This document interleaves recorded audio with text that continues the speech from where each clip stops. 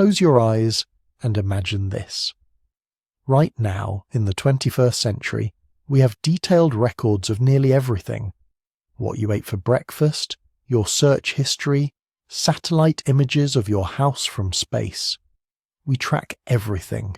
Go back 500 years and we've got written records, paintings, artifacts. Go back 2,000 years to ancient Rome and we've still got incredible documentation.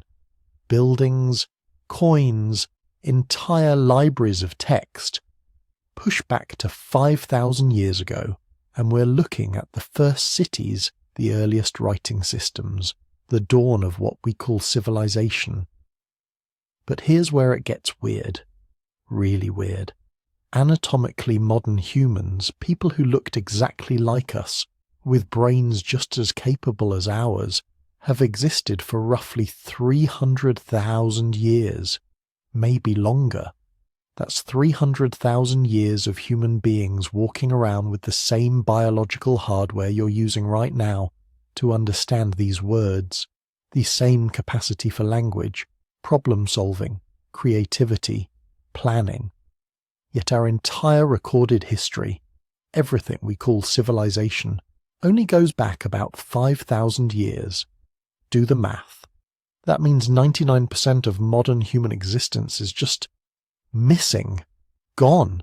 A vast empty space in our past that we know almost nothing about. 295,000 years of anatomically modern humans doing what exactly? That's not a gap. That's a canyon, an abyss, a prehistoric time gap so enormous it should keep you up at night. Except you're here to fall asleep, which is perfect, because that's exactly why I make these videos. If you're using this to drift off, go ahead and subscribe. And here's something I love. Comment and tell me where you are and what time it is right now. I read through them and it's genuinely mind-blowing. Tokyo at sunrise, London at midnight, Chicago during lunch break, all watching the same video at the same moment across completely different realities. There's something beautiful about that. But back to this mystery that refuses to make sense. See, the standard story you learned in school goes something like this. Early humans were primitive hunter-gatherers, basically clever apes, wandering around in small groups for hundreds of thousands of years. They made simple stone tools, lived in caves, struggled to survive. Then, suddenly around 10,000 years ago, boom! Agriculture, civilization, writing, cities, pyramids. The whole package just appeared, and we've been advancing ever since. It's a nice, clean narrative, is also looking more and more like it might be completely wrong. Because the deeper scientists dig, literally and figuratively, the more evidence they find that doesn't fit. Ancient structures that shouldn't exist yet. Astronomical knowledge encoded in prehistoric sites that seems impossibly sophisticated, genetic bottlenecks that suggest humanity went through catastrophic events we have no memory of, population patterns that make no mathematical sense, technologies and techniques that appeared fully formed with no clear development process. It's like finding a smartphone in a medieval painting, except we keep finding more and more smartphones and nobody can explain how they got there. The archaeological record is screaming at us that something's missing.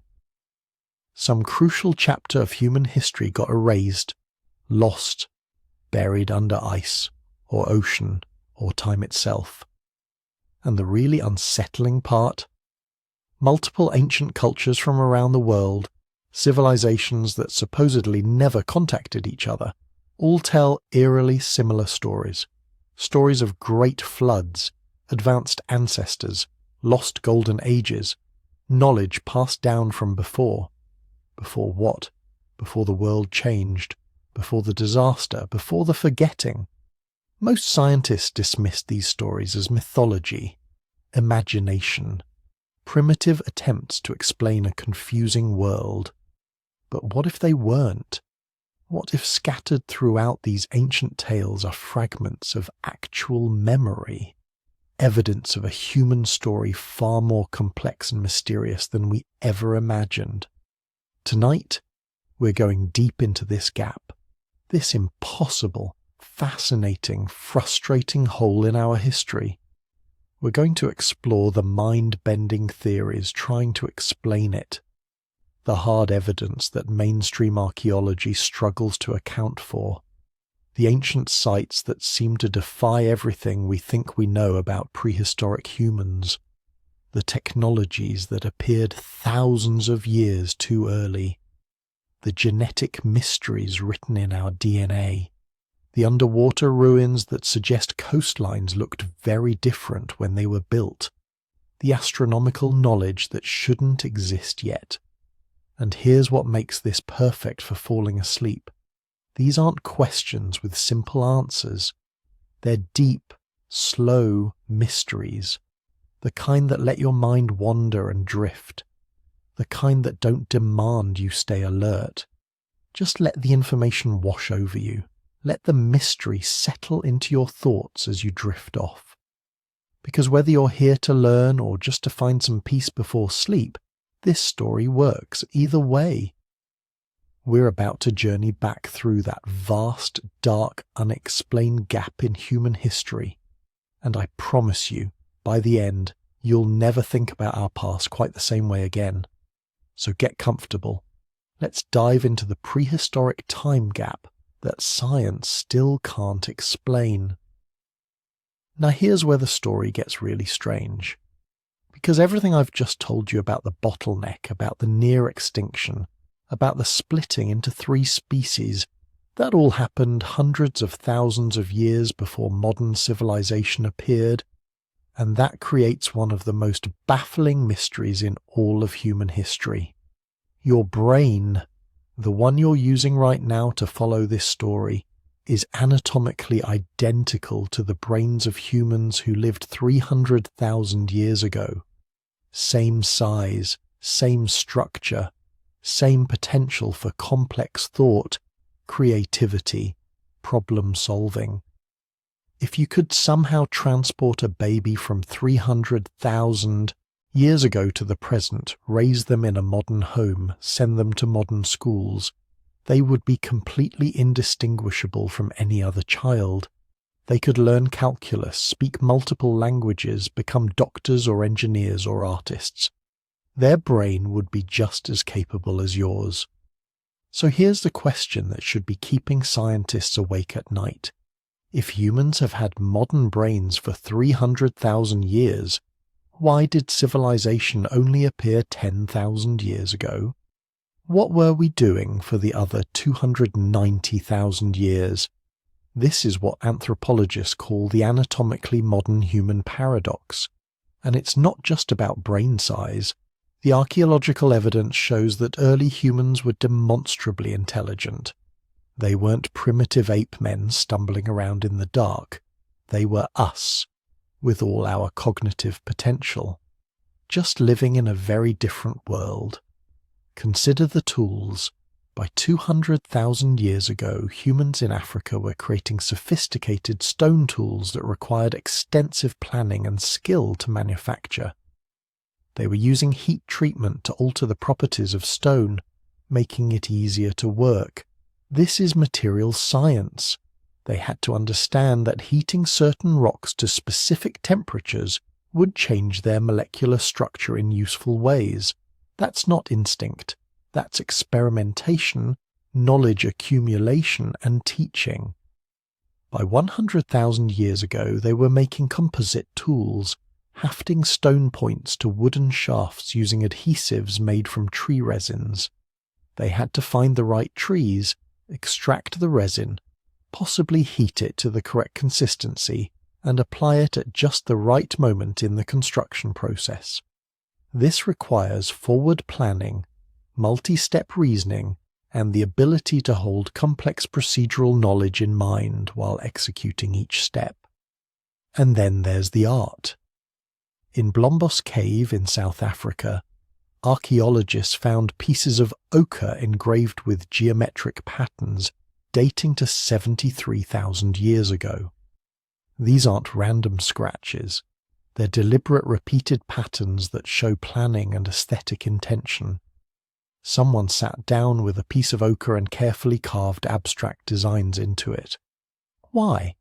What was the purpose? We don't know. But the fact that they did it at all tells us they were capable of symbolic thinking, of creating meaning beyond immediate survival needs. Shell beads, carefully drilled and strung together, appear in the archaeological record starting around 100,000 years ago. Personal adornment, fashion, social signaling. These people weren't just trying to survive, they were thinking about status, identity, group membership. They were creating culture. By 40,000 years ago, humans were creating elaborate cave paintings in Europe, intricate carvings in Asia, sophisticated burial practices that show they had developed complex belief systems about death and the afterlife. They were making musical instruments, telling stories, almost certainly speaking fully modern languages. So what's the problem? The problem is that for hundreds of thousands of years, despite having all this cognitive capacity, despite being demonstrably intelligent and creative, human populations remained small. Technology advanced but slowly, incrementally. There were no cities, no agriculture, no writing, no mathematics. None of the things we associate with civilization. From 300,000 years ago to about 10,000 years ago, humans lived in small groups, moving seasonally, hunting and gathering, creating tools and art, but never building anything that lasted, never accumulating knowledge into the kind of explosive technological growth we've seen in the last few thousand years. Why? What was holding us back? Some scientists think the answer lies in population size. Small groups living in isolation can innovate, but their innovations often die with them. There's no critical mass of people to maintain and build on new ideas. Every generation has to relearn what the previous generation knew. Progress happens, but it's fragile, easily lost when groups die out or migrate to new territories. But others think something more dramatic was at play. Something that not only kept populations small, but actually reset human progress multiple times, forcing survivors to rebuild from almost nothing. Enter the Toba catastrophe.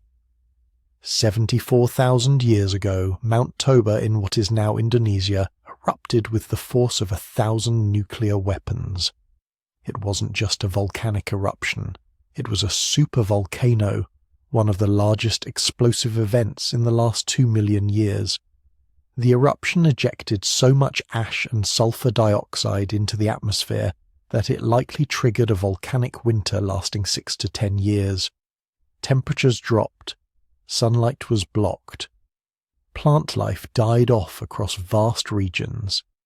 The animals that depended on those plants starved, and the humans who depended on those animals faced extinction. The genetic evidence suggests something catastrophic happened around this time. When geneticists analyze human DNA, looking at the variation between different populations, they find something shocking. Humans have remarkably low genetic diversity compared to other species. Chimpanzees, our closest living relatives, have 3 to 4 times more genetic variation than we do, despite having much smaller populations. This lack of diversity suggests a recent bottleneck, a moment when human population crashed to a tiny fraction of its previous size. The Toba eruption is the perfect candidate for this event. Some estimates suggest that human population might have dropped to as few as 3,000 to 10,000 individuals worldwide. That's it. Fewer people than currently live in a small town, scattered across an entire planet that had just become almost uninhabitable. These weren't different groups living in different places. These were the only humans left.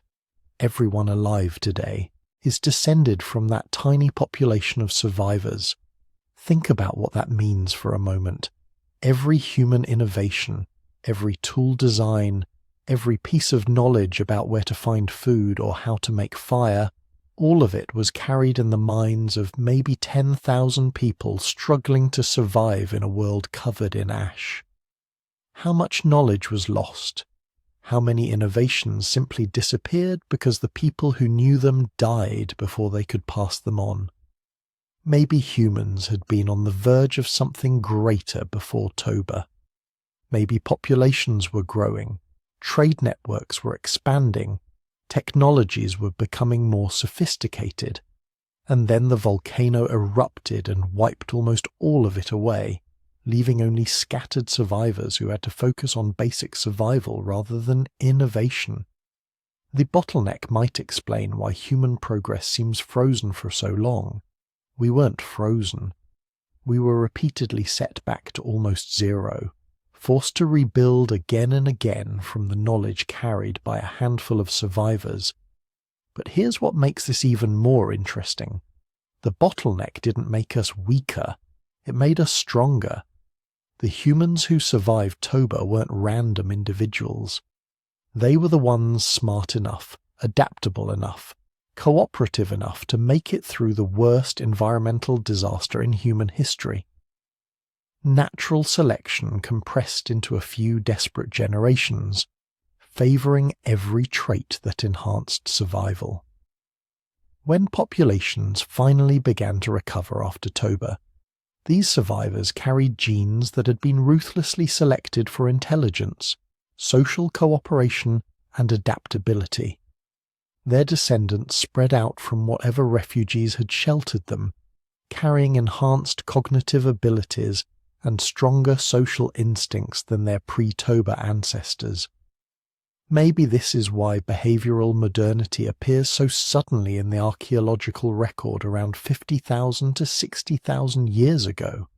Not because humans suddenly evolved new capabilities, but because the post-Toba population finally reached critical mass.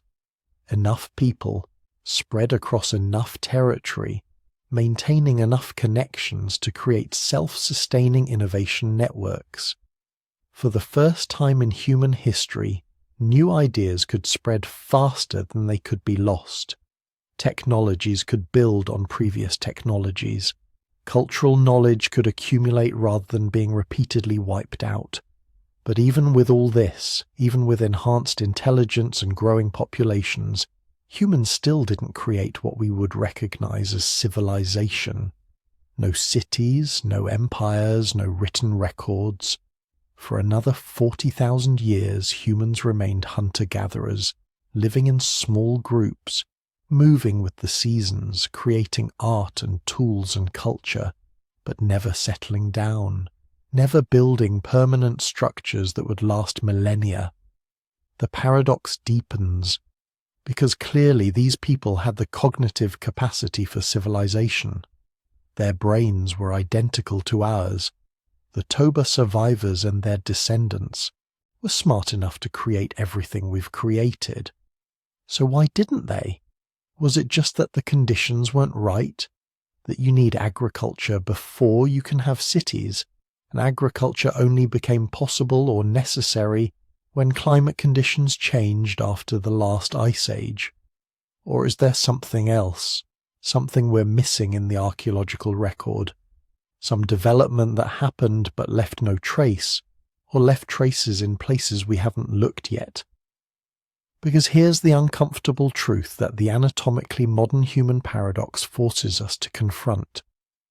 For 290,000 years, humans who are just as smart as us, just as creative, just as capable, lived and died without creating anything like modern civilization. And we don't really know why. We have theories, educated guesses, reasonable explanations, but we don't know. And if we don't know why they didn't build civilizations, how can we be sure they didn't? How can we be certain that in 290,000 years, in all that vast expanse of time, nothing was built that has since been lost? that no knowledge was accumulated that has since been forgotten, that our ancestors never achieved anything we would find remarkable, only to have it swept away by the next climate disaster, the next volcanic winter, the next great dying. The anatomically modern human paradox isn't just about explaining why civilization appeared so late.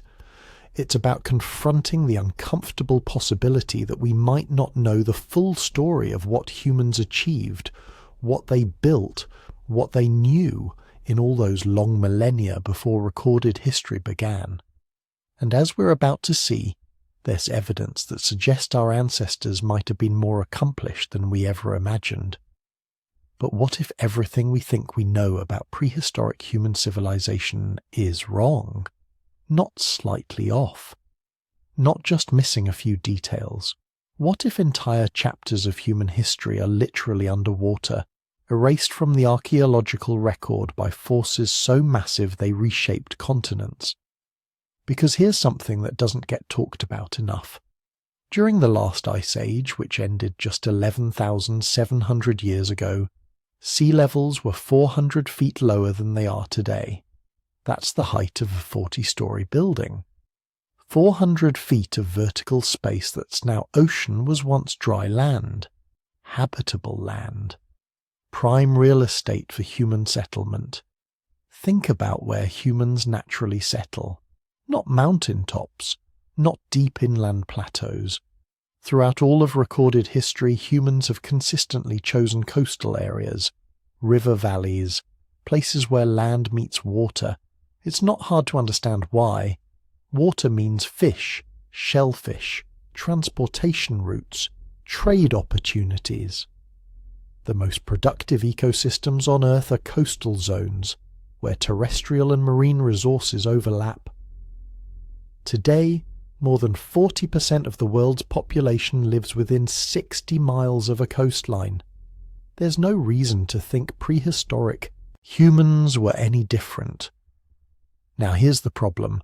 If sea levels rose 400 feet at the end of the Ice Age, then any coastal civilizations from that period are now underwater.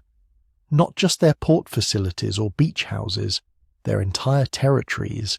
Everything within dozens, sometimes hundreds of miles of what they would have known as coastline is now beneath the waves. We're not talking about small patches of land. We're talking about land masses the size of countries, entire continents that existed during the Ice Age and were swallowed by rising seas when the glaciers melted. Take Doggerland. For most of human history, Britain wasn't an island. It was connected to continental Europe by a vast landmass that stretched from what's now England to Denmark and the Netherlands. This wasn't some narrow land bridge. Doggerland covered an area roughly the size of modern Britain. It had hills and valleys, forests and wetlands, rivers that don't exist anymore and lakes that vanished when the seas rose.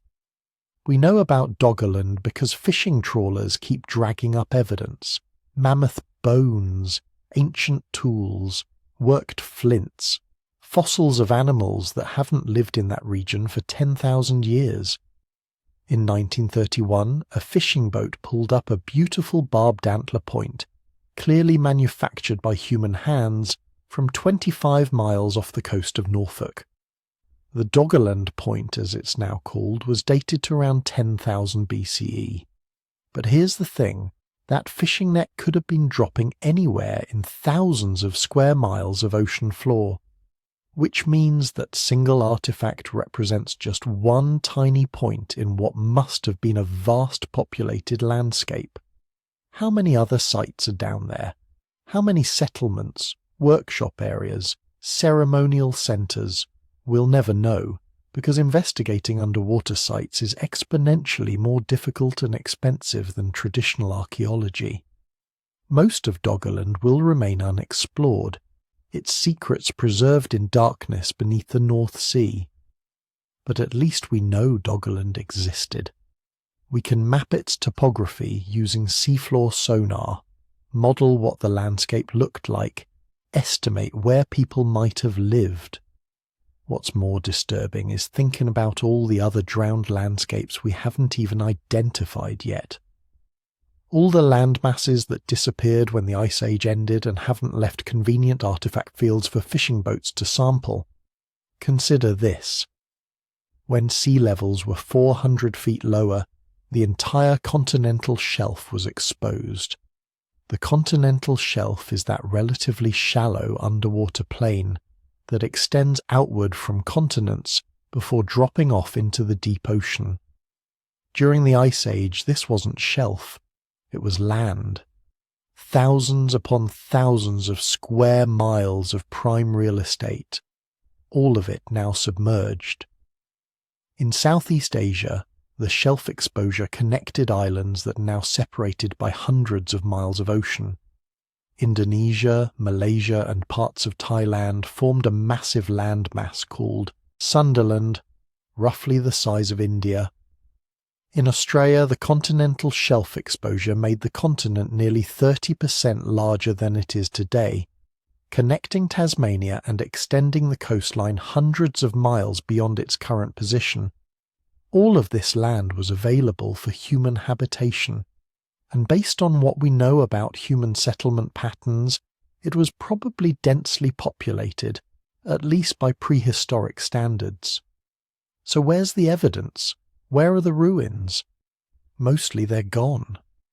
When you flood a landscape, especially one that's been underwater for 11,000 years, the archaeological record doesn't just get hidden, it gets destroyed. Sediment accumulates, currents erode structures, marine organisms colonize surfaces, breaking them down. Wooden structures rot away completely. Even stone buildings crumble under the relentless action of water and time. But not everything disappears, and that's where the story gets really interesting. Because scattered around the world in waters that were once dry land, there are structures that shouldn't be there. Formations that look too regular, too purposeful to be natural. And they're located in places that align perfectly with where human settlements would have been during the Ice Age. The most famous is the Yonaguni Monument, off the coast of Japan. In 1987, a dive tour operator named Kiichiro Aratake was exploring waters near Yonaguni Island, looking for good spots to observe hammerhead sharks. Instead, he found something that would launch decades of controversy. Massive stone formations that look unnervingly like terraced pyramids, flat platforms connected by right-angle steps, long straight edges, carved channels, formations that seem to show tool marks and deliberate shaping. The site covers about 50,000 square meters and rises from a depth of 25 meters up to about 5 meters below the surface. Marine geologist Masaki Kimura from the University of the Ryukyu spent years studying the formation. His conclusion: it's a man-made structure, constructed when sea levels were lower, then submerged when the Ice Age ended. Based on geological dating of when that area was last above water, that would make the Yonaguni Monument at least 10,000 years old, possibly older. Mainstream archaeology doesn't buy it. The general consensus is that Yonaguni is a natural formation, created by tectonic activity and erosion. The parallel lines, geological fractures, the right angles, chance alignments of natural rock layers, the apparent tool marks, wishful thinking and pattern recognition. But here's where it gets complicated. Nobody disputes that the formations exist. The question is whether they're natural or artificial, and that question is harder to answer than you might think. Because when you're dealing with structures that have been underwater for 10,000 years, the line between natural and artificial becomes blurry. Did humans find natural formations and modify them? Did they build entirely new structures? Or are we looking at nothing but geology and seeing what we want to see? The debate continues because nobody can definitively prove it either way. To confirm human construction, you'd need clear evidence of tool marks, quarrying techniques, or construction methods that couldn't occur naturally. But 10,000 years of submersion has eroded or obscured exactly the kind of fine detail that would prove human involvement. It's the perfect unsolvable mystery. Suggestive enough to inspire endless speculation, ambiguous enough that conclusive proof remains just out of reach. And Yonaguni isn't alone. Off the coast of India, in the Gulf of Kambat, sonar surveys in 2001 identified what appeared to be regular geometric patterns on the seafloor. Long straight formations, right-angle intersections, rectangular depressions. The Discovery team from India's National Institute of Ocean Technology dredged up artifacts from the site. Pottery fragments, beads, pieces of worked wood. They announced that radiocarbon dating placed some of the wood fragments at 9,500 years old. If confirmed, this would represent evidence of a substantial settlement that predates the earliest known Indian civilizations by more than 5,000 years. The Gulf of Kambat discovery suggests that sophisticated urban centres existed in South Asia thousands of years before we thought complex civilization emerged in that region. But again, controversy erupted. Other researchers questioned the dating methodology. They pointed out that wooden fragments can drift with currents, meaning old wood doesn't necessarily prove old structures.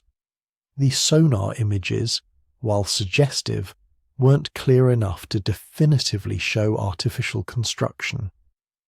The Indian government's decision to restrict access to the site for further research didn't help matters. Without independent verification, the Gulf of Kambat remains tantalizing but unproven. Similar claims emerge regularly from underwater sites around the world. Stone formations off the coast of Cuba that some researchers interpret as roads and buildings, regularly spaced stones off the Bimini coast in the Bahamas, apparently artificial structures in the Mediterranean, off Japan near Taiwan. Each discovery sparks the same cycle: initial excitement, mainstream skepticism, endless debate, no resolution. Here's what we can say with certainty. The underwater landscape is vastly underexplored. We've mapped more of the moon's surface than we have of Earth's ocean floor. The technical challenges of underwater archaeology are immense. Visibility is often measured in feet, not miles. Working time is limited by dive constraints. Equipment is expensive. Funding is scarce. Most institutions focus their resources on traditional terrestrial sites where the archaeology is clearer and the logistics are simpler. This creates a massive sampling bias in our understanding of prehistory. We've thoroughly explored inland sites, places that were never threatened by rising seas, but we've barely scratched the surface of coastal areas where the majority of humans probably lived. It's like trying to understand modern civilization by only excavating in Death Valley and never investigating New York, London, or Tokyo. The mathematical improbability of having found all major prehistoric sites becomes obvious when you think about the numbers. Archaeological surveys have covered maybe 10% of terrestrial areas where prehistoric humans are known to have lived. That's 10% of the land that's still above water. For the continental shelves, the drowned coastlines where Ice Age humans almost certainly concentrated, we've explored far less than 1%, probably less than 0.1%. What are the odds that the 1% of sites we've actually investigated represent the full scope of prehistoric human achievement? Essentially zero. It would be like future archaeologists studying 21st century civilization but only having access to rural Kansas. They might find farmhouses and small towns. What they wouldn't find are cities, universities, spaceports, or anything that reveals the true complexity and sophistication of our society. The same logic applies to prehistory. The sites we've found, impressive as they are, might represent the countryside of ancient civilizations. Their true centers, their great cities and ceremonial complexes, might be hundreds of feet underwater, buried under sediment, invisible to archaeology. Now we have to be careful not to jump from "we haven't found everything" to "therefore advanced civilizations existed." Those are two very different claims. Just because something is possible doesn't make it true. The absence of evidence isn't evidence of presence, but it is evidence of ignorance. And that's the point. We don't know what's down there. We don't know what the full scope of prehistoric human achievement was. We've explored enough to know that humans were doing surprising things much earlier than we thought. Göbekli Tepe, which we'll discuss in detail later, proved that humans were building massive stone complexes 11,600 years ago, millennia before agriculture was supposed to have made such projects possible. If something that's sophisticated existed inland, what existed on the coasts? What engineering feats, what astronomical observations, what accumulated knowledge might have been achieved by coastal populations who had the advantage of trade routes, abundant resources, and the economic surplus that coastal living provides? The end of the Ice Age wasn't a gradual, gentle process. It was catastrophic. Sea levels didn't rise steadily over thousands of years. They rose in pulses, sometimes jumping 10 or 20 feet in a single century as massive ice dams broke and glacial lakes drained into the ocean. Around 8,200 years ago, the final drainage of Glacial Lake Agassiz in North America released so much fresh water into the North Atlantic that it temporarily disrupted ocean currents and caused a global cooling event. Imagine living through that. You're a member of a coastal community, perhaps a society that's been developing for thousands of years. Your ancestors have lived in the same region for hundreds of generations. You have fields, settlements, ceremonial centers. Then, over the course of a few generations, the sea begins to rise. Not dramatically at first, a few inches a year, easy to ignore, but it doesn't stop. Year after year, decade after decade, the ocean advances. Fields become salt marshes. Villages have to be abandoned. Sacred sites disappear beneath the waves. Eventually, you're forced to retreat inland, away from the resources and trade routes that made your civilization prosperous. Your population fragments. Knowledge is lost. The sophisticated society your great-grandparents knew collapses into scattered survivors trying to adapt to unfamiliar inland territories. This scenario played out all over the world as sea levels rose by 400 feet over roughly 10,000 years. It was slow enough that humans could migrate ahead of the rising waters, but it was fast enough that entire ways of life were lost. Entire landscapes containing who knows how many generations of human achievement were drowned and forgotten. The survivors would have kept stories, flood myths, tales of lost homelands, memories of ancestors who lived in places that no longer existed. And if you look at mythology from around the world, that's exactly what you find.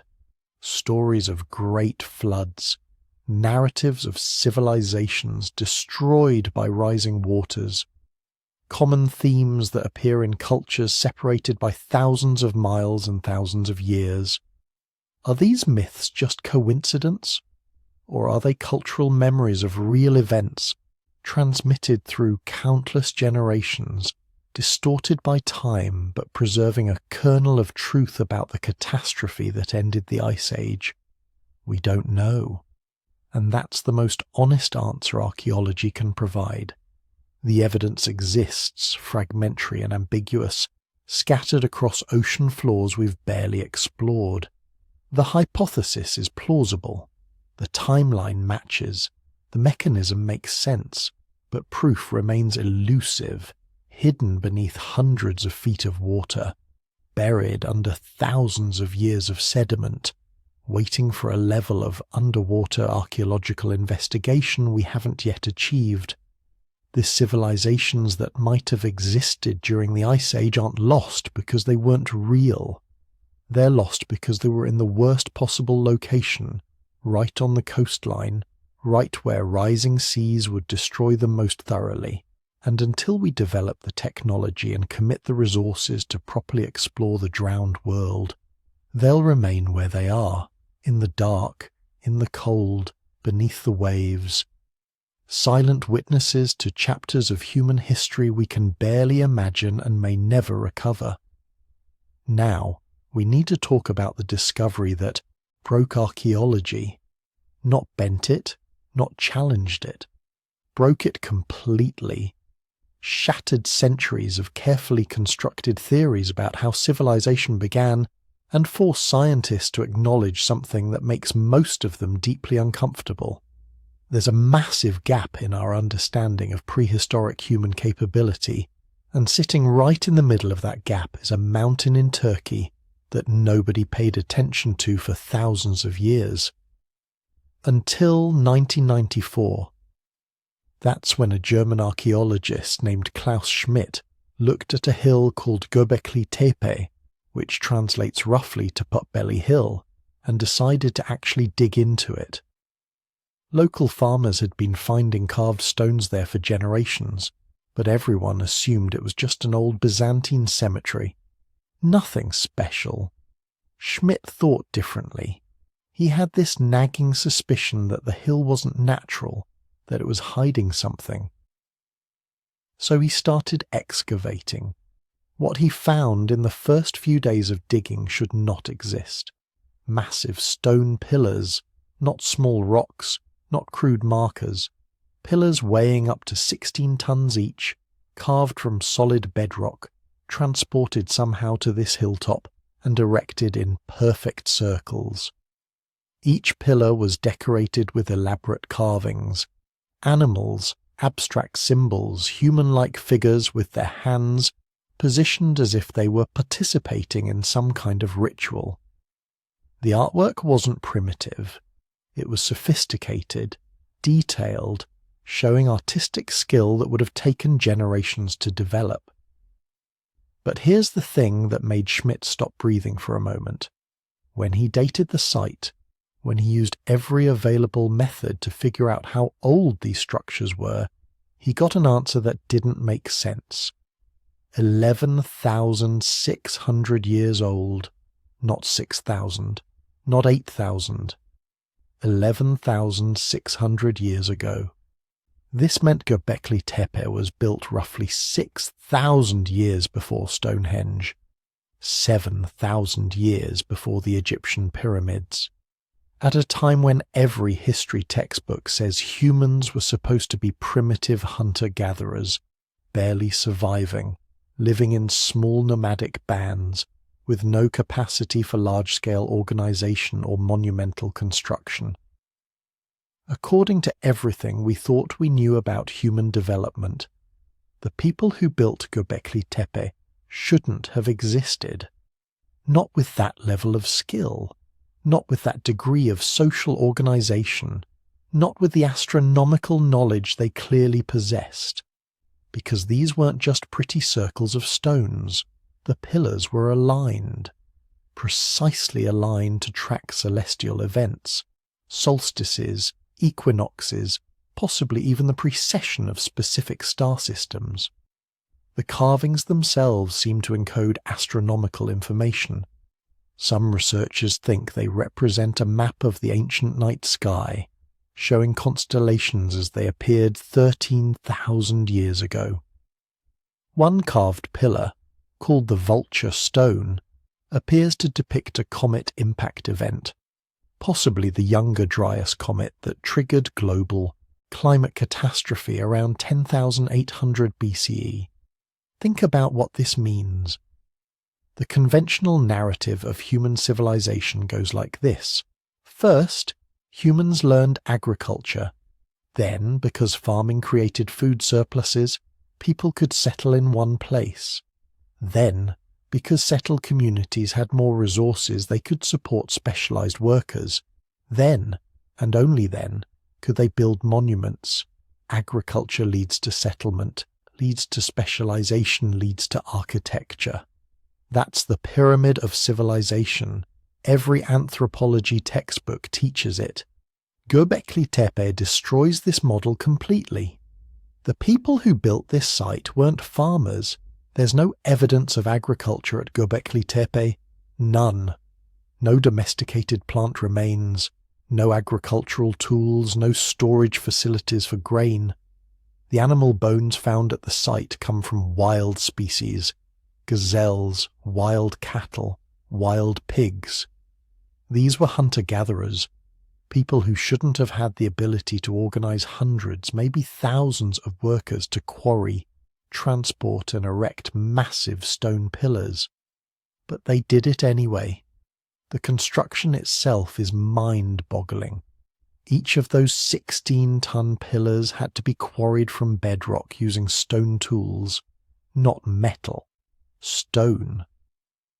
Then they had to be transported somehow to the hilltop. Some of these pillars came from quarries over a quarter-mile away. You try moving a 16-ton block of stone a quarter-mile using only Stone Age technology and see how it goes. Then they had to be lifted upright and positioned precisely. The pillars stand in circles, perfectly spaced, with the tops carved into T-shapes that suggest they might have supported roofing or additional structures. The whole complex isn't just one circle either. Initial excavations revealed multiple circular structures, each with its own arrangement of pillars. Ground-penetrating radar suggests there are at least 20 circles in total, most still buried. The visible structures represent maybe 5% of the site. And here's where it gets even stranger. After Göbekli Tepe was used for perhaps 1,000 years, someone deliberately buried it, not abandoned it, not let it decay naturally. Buried it, carefully, systematically, filling in the circles with tons of rubble and soil. Someone went to enormous effort to hide this place, to preserve it underground. Why? What were they protecting? Or what were they trying to forget? Klaus Schmidt spent the rest of his life trying to answer these questions. He died in 2014, and the excavations continue today, but every new discovery raises more questions than it answers. Because Göbekli Tepe isn't unique, it's just the largest, the oldest, and the most intact example of something that's showing up all over the world. In Turkey alone, dozens of similar sites have been identified from the same period. Karahan Tepe, Harbetsuvan Tepe, Sefer Tepe. Each one features megalithic construction with astronomical alignments and sophisticated carved symbols, all built by supposedly primitive hunter-gatherers who couldn't possibly have had the knowledge or organization. But it's not just Turkey. Similar megalithic structures from roughly the same mysterious period keep appearing globally.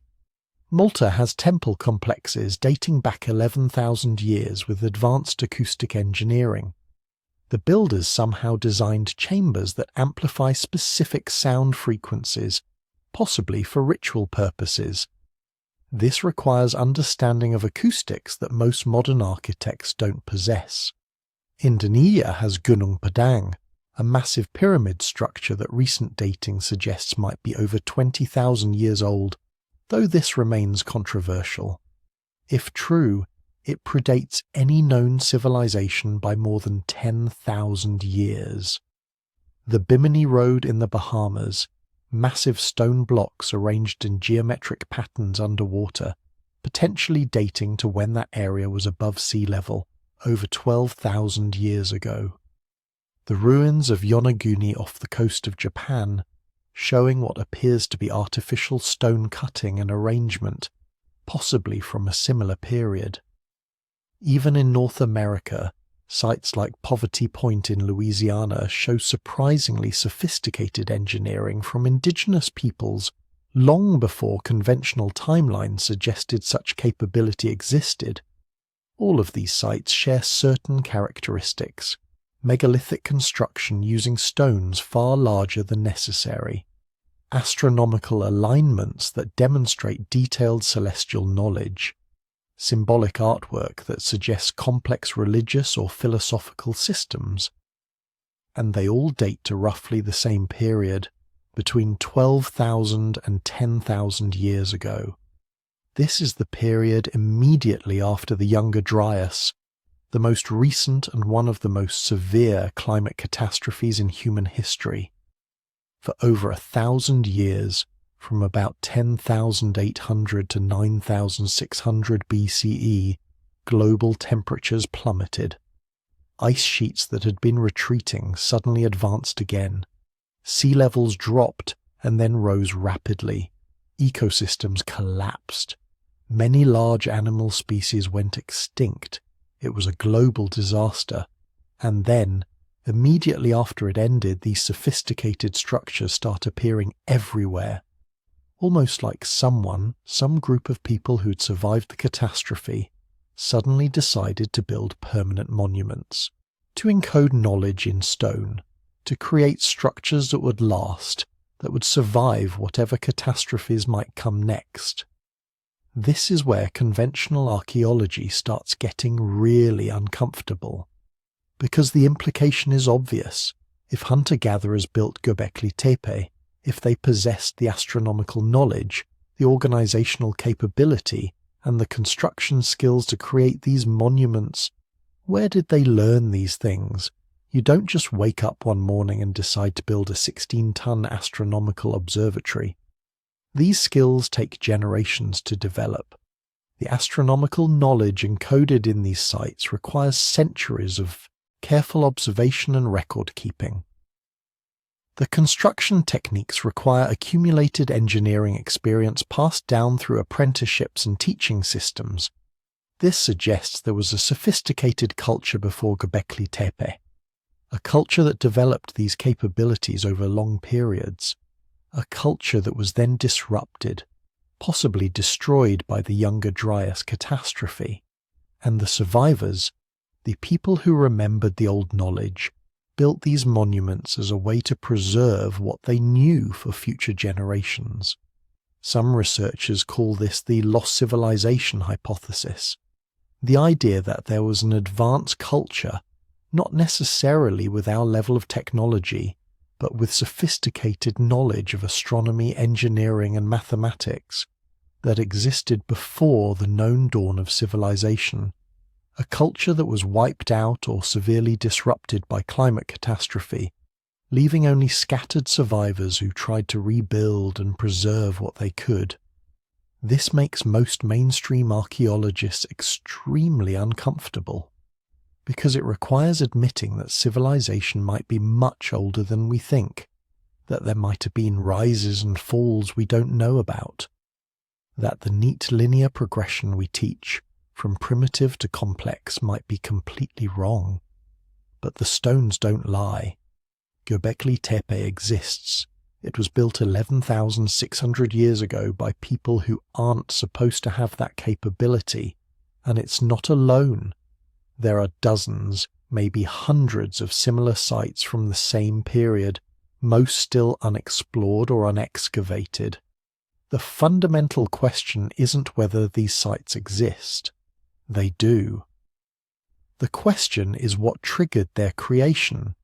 What knowledge or event caused supposedly primitive humans to suddenly, simultaneously across multiple continents, start building permanent monuments with astronomical alignments and encoded knowledge? Was it simply the end of the Ice Age, allowing human populations to expand and develop in ways they couldn't during the harsh glacial period? That's the conservative explanation. Or was it something else? Were these sites built by survivors of an earlier sophisticated culture, Trying to preserve knowledge through a dark age? We don't know. That's the honest answer. We have the archaeological evidence, the stones, the carvings, the astronomical alignments. But we don't have the full story. We have chapters missing from the book of human history, and Göbekli Tepe is just the first page we've managed to uncover. And here's what keeps archaeologists up at night. If we're wrong about when civilization began, if it's thousands of years older than we thought, what else are we wrong about? How much knowledge did ancient people possess that we've dismissed because it doesn't fit our timeline? The answers might be buried under hills we've walked past for centuries, waiting for someone to dig deep enough to find them. But what if there's another layer to this story? What if something happened that we've been missing all along?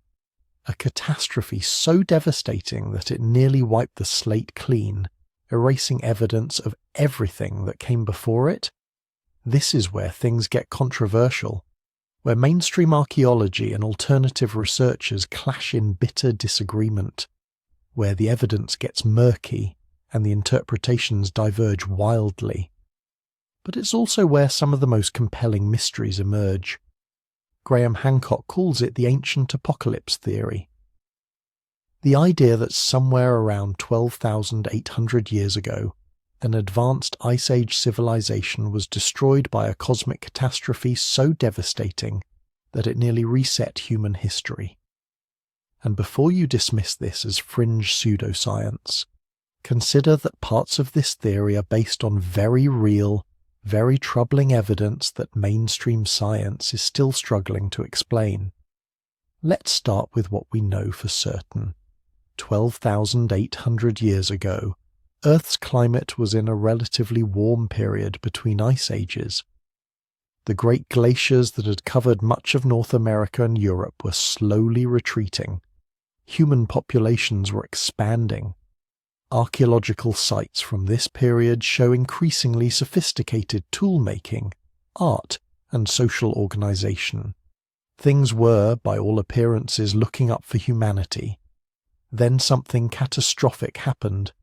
The geological record shows it clearly. A sudden, dramatic return to near Ice Age conditions. Temperatures plummeting by as much as 15 degrees Celsius in some regions within just a few decades. This cold snap lasted for nearly 1,300 years, a period geologists call the Younger Dryas. And what makes it particularly mysterious is that it happened suddenly, violently, in a way that doesn't fit normal climate patterns. Climate changes in Earth's history usually happen gradually. Ice ages build up over tens of thousands of years as orbital variations alter how much sunlight reaches different parts of the planet. They end gradually too, as those same cycles reverse. But the Younger Dryas was different. It hit like a hammer. One generation living in relatively comfortable conditions, the next facing climate catastrophe. For decades, scientists struggled to explain this. The leading theory was that melting glaciers had disrupted ocean currents, particularly the Gulf Stream, causing the sudden temperature drop. That made sense, fit the data reasonably well, and became the accepted explanation. Then in 2007, a group of researchers led by physicist Richard Firestone proposed something radical. They suggested that the Younger Dryas wasn't caused by ocean currents at all. It was caused by a cosmic impact. Multiple impacts, actually. A fragmenting comet or asteroid that struck Earth in several locations, triggering wildfires, disrupting climate patterns, and causing devastation on a scale that humanity wouldn't see again until the modern era. The evidence they presented was startling. At dozens of sites across North America, Europe, and Asia, researchers found a distinctive layer of sediment dating to exactly 12,800 years ago. This layer, called the black mat by geologists, contains materials that shouldn't be there. Nanodiamonds, microscopic particles that only form under extreme temperatures and pressures. magnetic spherules, tiny balls of melted rock that suggest massive fires, high concentrations of platinum and iridium, elements rare on Earth's surface but common in asteroids and comets, and perhaps most tellingly, a form of carbon called fullerenes with extraterrestrial gases trapped inside them. This isn't the kind of evidence you can easily dismiss. These materials exist. They're found at the right depth, dating to the right time period, distributed across multiple continents. Something happened 12,800 years ago that scattered cosmic debris across much of the northern hemisphere. But here's where it gets really interesting and really controversial. If there was a cosmic impact, what did it hit? Where are the craters? The impact hypothesis researchers have an answer for this. The impacts, they suggest, occurred primarily over the North American ice sheet. A comet fragment or multiple fragments striking not solid ground but ice sheets up to 2 miles thick. The explosions would have been devastating, vaporizing billions of tons of ice instantly, triggering massive floods as meltwater surged across the landscape. But the craters themselves would have been temporary, filled in and erased as the glaciers continued to move and eventually melted completely. This would explain several mysteries: the sudden flooding evident in the geological record, the mass extinction of North American megafauna, giant mammals like mammoths, mastodons, and saber-toothed cats that had survived previous climate changes but suddenly vanished around 12,800 years ago, the widespread evidence of massive wildfires, with charcoal layers found across the continent suggesting that vast areas burned simultaneously. Most intriguingly, it would explain something that has puzzled anthropologists for over a century: the worldwide distribution of flood myths. Nearly every human culture on Earth has flood stories. The biblical account of Noah is just the most famous Western version. The Sumerians had the Epic of Gilgamesh, which predates the Bible by thousands of years and tells remarkably similar stories of a great flood destroying the world. The ancient Greeks had their version with Deucalion. Hindu texts describe massive floods in the story of Manu. Chinese mythology speaks of the great flood that transformed the landscape. Native American tribes across both continents have flood stories. So do Australian Aboriginals, Pacific Islanders, and peoples throughout Southeast Asia and Africa. Traditional archaeology has usually written this off as coincidence. Floods happen, rivers overflow, tsunamis strike coastal regions. It makes sense that many cultures would develop flood myths independently. But what if they're not independent? What if they're all dim memories of the same event, passed down through hundreds of generations? Here's what makes this idea so compelling and so disturbing. The details of these flood myths often match in ways that seem too specific to be coincidental. Many describe the flood as sudden and unexpected, coming with little warning. They frequently mention fire falling from the sky before or during the flood. They often speak of the sun being darkened, of years of cold and darkness following the catastrophe. They describe the deaths of animals and people, the destruction of previous civilizations, the survival of only a handful of individuals who had to rebuild everything from scratch. If you were an ancient human trying to describe a cosmic impact and its aftermath in mythological terms, this is pretty much exactly how you'd do it. Fire falling from the sky, the impacts, massive floods, the melt in ice and result in deluges, darkness and cold, the climate disruption and atmospheric debris blocking sunlight, the death of animals and destruction of civilization, the mass extinction event and collapse of whatever societies existed before. Graham Hancock takes this a step further. He proposes that before the Younger Dryas catastrophe, there was an advanced civilization, not necessarily with our level of technology, but sophisticated enough to have developed agriculture, architecture, astronomy, and mathematics. This civilization, he suggests, was wiped out by the impacts, with only scattered survivors carrying fragments of their knowledge into the Stone Age. This is where mainstream archaeology draws a hard line. There's no evidence, they say, of any such civilization. No cities, no writing, no infrastructure. The archaeological record shows only hunter-gatherer societies at that period. If an advanced civilization had existed, we would have found it by now, but would we? Here's the uncomfortable question that won't go away. If a civilization existed 12,800 years ago, primarily in coastal areas that are now underwater, how much evidence would survive? The last ice age ended around 11,000 years ago. As the glaciers melted, sea levels rose by roughly 400 feet, more than 120 meters. Vast areas of coastline that were habitable during the Ice Age are now hundreds of feet beneath the ocean surface. This isn't speculation. We know that Ice Age coastlines were far more extensive than modern ones. There were large land masses connecting Britain to continental Europe, joining Alaska to Siberia, creating land bridges throughout Southeast Asia. These areas weren't frozen wastelands. Many were prime real estate, coastal zones with moderate climates and abundant resources, exactly the kind of places where humans would choose to settle.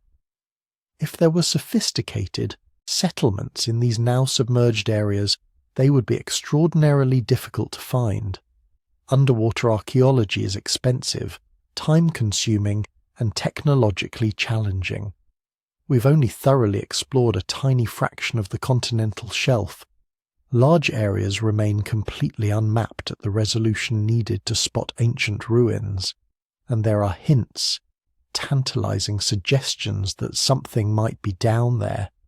Sonar images of geometric formations off the coast of Cuba at depths that would require them to be over 10,000 years old.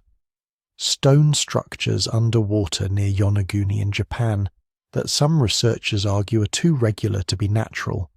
Submerged settlements off the coast of India that might predate known civilizations in the region. Mainstream archaeologists remain skeptical, pointing out that unusual rock formations occur naturally and that extraordinary claims require extraordinary evidence. But the fact remains that we haven't looked very hard. Most archaeological research focuses on land, on sites we can easily access and excavate. The ocean floor remains largely unexplored. The debate between catastrophists and gradualists, between alternative historians and mainstream archaeologists, continues to rage, and it's not entirely civil. Careers have been made and lost on both sides. Hancock and researchers who support the impact hypothesis have been accused of pseudoscience, of cherry-picking evidence and ignoring data that contradicts their theories. Mainstream archaeologists have been accused of dogmatism, of refusing to consider evidence that doesn't fit their established narratives. But here's what's undeniable. Something significant happened 12,800 years ago. The climate shifted dramatically and suddenly. Megafauna went extinct across multiple continents. The black mat layer exists with its anomalous materials. Human populations experience severe disruption, with archaeological evidence showing abandonment of settlements and population declines in many regions. Whether this was caused by cosmic impacts, disrupted ocean currents, or some combination of factors remains debated. Whether there was an advanced Ice Age civilization that was destroyed is far more speculative. But the possibility that human history is more complex, more catastrophic, and more mysterious than we've assumed can't be easily dismissed. Consider this scenario. Small groups of humans, survivors of whatever catastrophe occurred, scattered across a world that had just become dramatically more hostile. Some of them carrying knowledge from before, practical skills and intellectual traditions that had been developed over thousands of years. Not high technology necessarily, but sophisticated understanding of astronomy, mathematics, architecture, agriculture. Knowledge that would seem miraculous to hunter-gatherer populations struggling to survive. These survivors couldn't rebuild what was lost.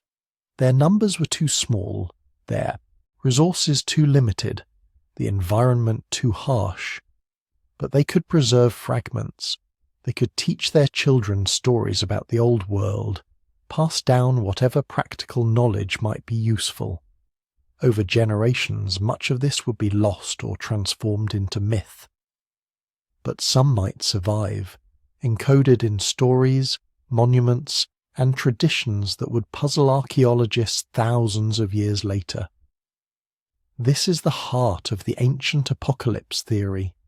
Not that aliens built the pyramids, or that Atlantis had flying cars, but that human history has been punctuated by catastrophes severe enough to nearly reset civilization, and that we might be missing important chapters of our story because we're not looking in the right places or asking the right questions. The truth is, we don't know. We don't know if there was an advanced Ice Age civilization. We don't know exactly what caused the Younger Dryas or the Black Mat layer. We don't know why so many cultures have such similar flood myths. These are genuine mysteries, gaps in our understanding that honest scientists should acknowledge rather than dismiss. What we do know is that 12,800 years ago something happened.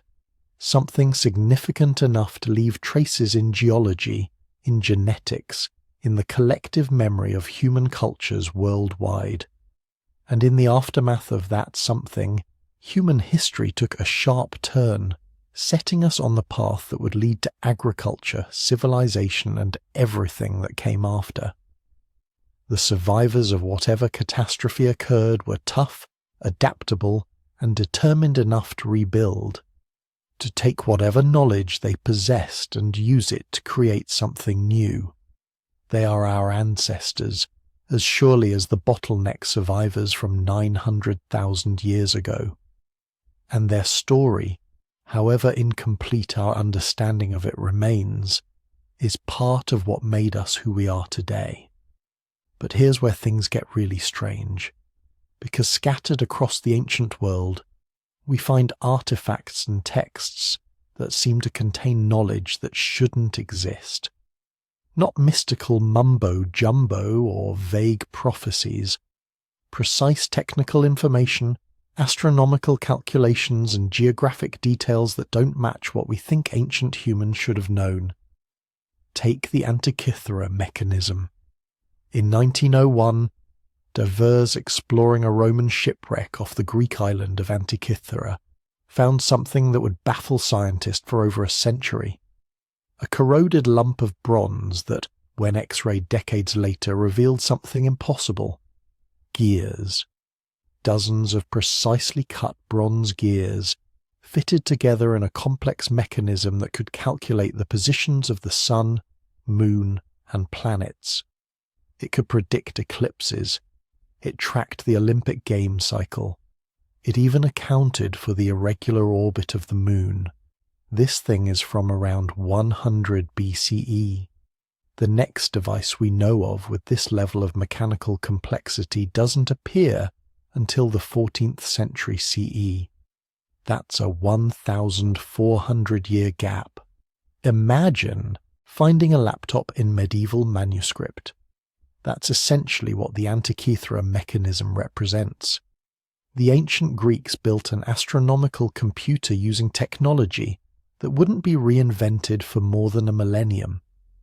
But here's what keeps scientists up at night. This mechanism shows evidence of mature technology. The gears are precisely cut. The design is sophisticated, refined. This wasn't a first attempt. This was the product of a long tradition of mechanical engineering, which means there should be predecessors, simpler versions leading up to this masterpiece, we haven't found them. Either they're all still buried somewhere, which seems unlikely given how much Greek territory we've excavated, or they were made from materials that didn't survive. Or, and this is the disturbing possibility, the knowledge came from somewhere else, somewhere earlier, somewhere we haven't looked yet or can't look because it's buried under the sea or destroyed by time. Then there's the Piri Reis map. In 1513, a Turkish admiral named Piri Reis compiled a world map using source materials from the Library of Alexandria and other ancient collections. Nothing unusual about that. Medieval cartographers regularly copied and updated ancient maps, but when researchers examined the Piri Reis map in the 1960s, they noticed something extraordinary. The southern portion of the map shows the coast of Antarctica, not the ice-covered Antarctica we know today. A coastline, mountains, river valleys, details that match the actual topography of Antarctica beneath the ice. Topography we only discovered ourselves using ground-penetrating radar in 1949. Antarctica was officially discovered in 1820. Its coastline has been covered by ice for at least 6,000 years, maybe longer. So how did a medieval map, supposedly based on ancient sources, show accurate details of Antarctic geography that was hidden under miles of ice? The standard explanation is that the mapmaker was just guessing, or the similarities are coincidental, or modern researchers are seeing patterns that aren't really there. Maybe, but the level of detail is unsettling. Bays and inlets that actually exist, mountain ranges in approximately correct positions.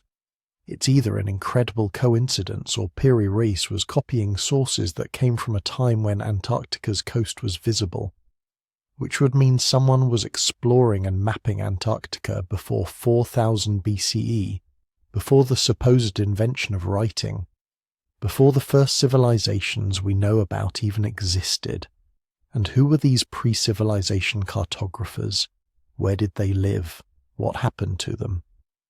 Now, let's talk about the Sumerian king list. This ancient text, carved in cuneiform around 2100 BCE, lists all the rulers of Sumer going back to the beginning. Like many ancient king lists, it's partly historical and partly mythological.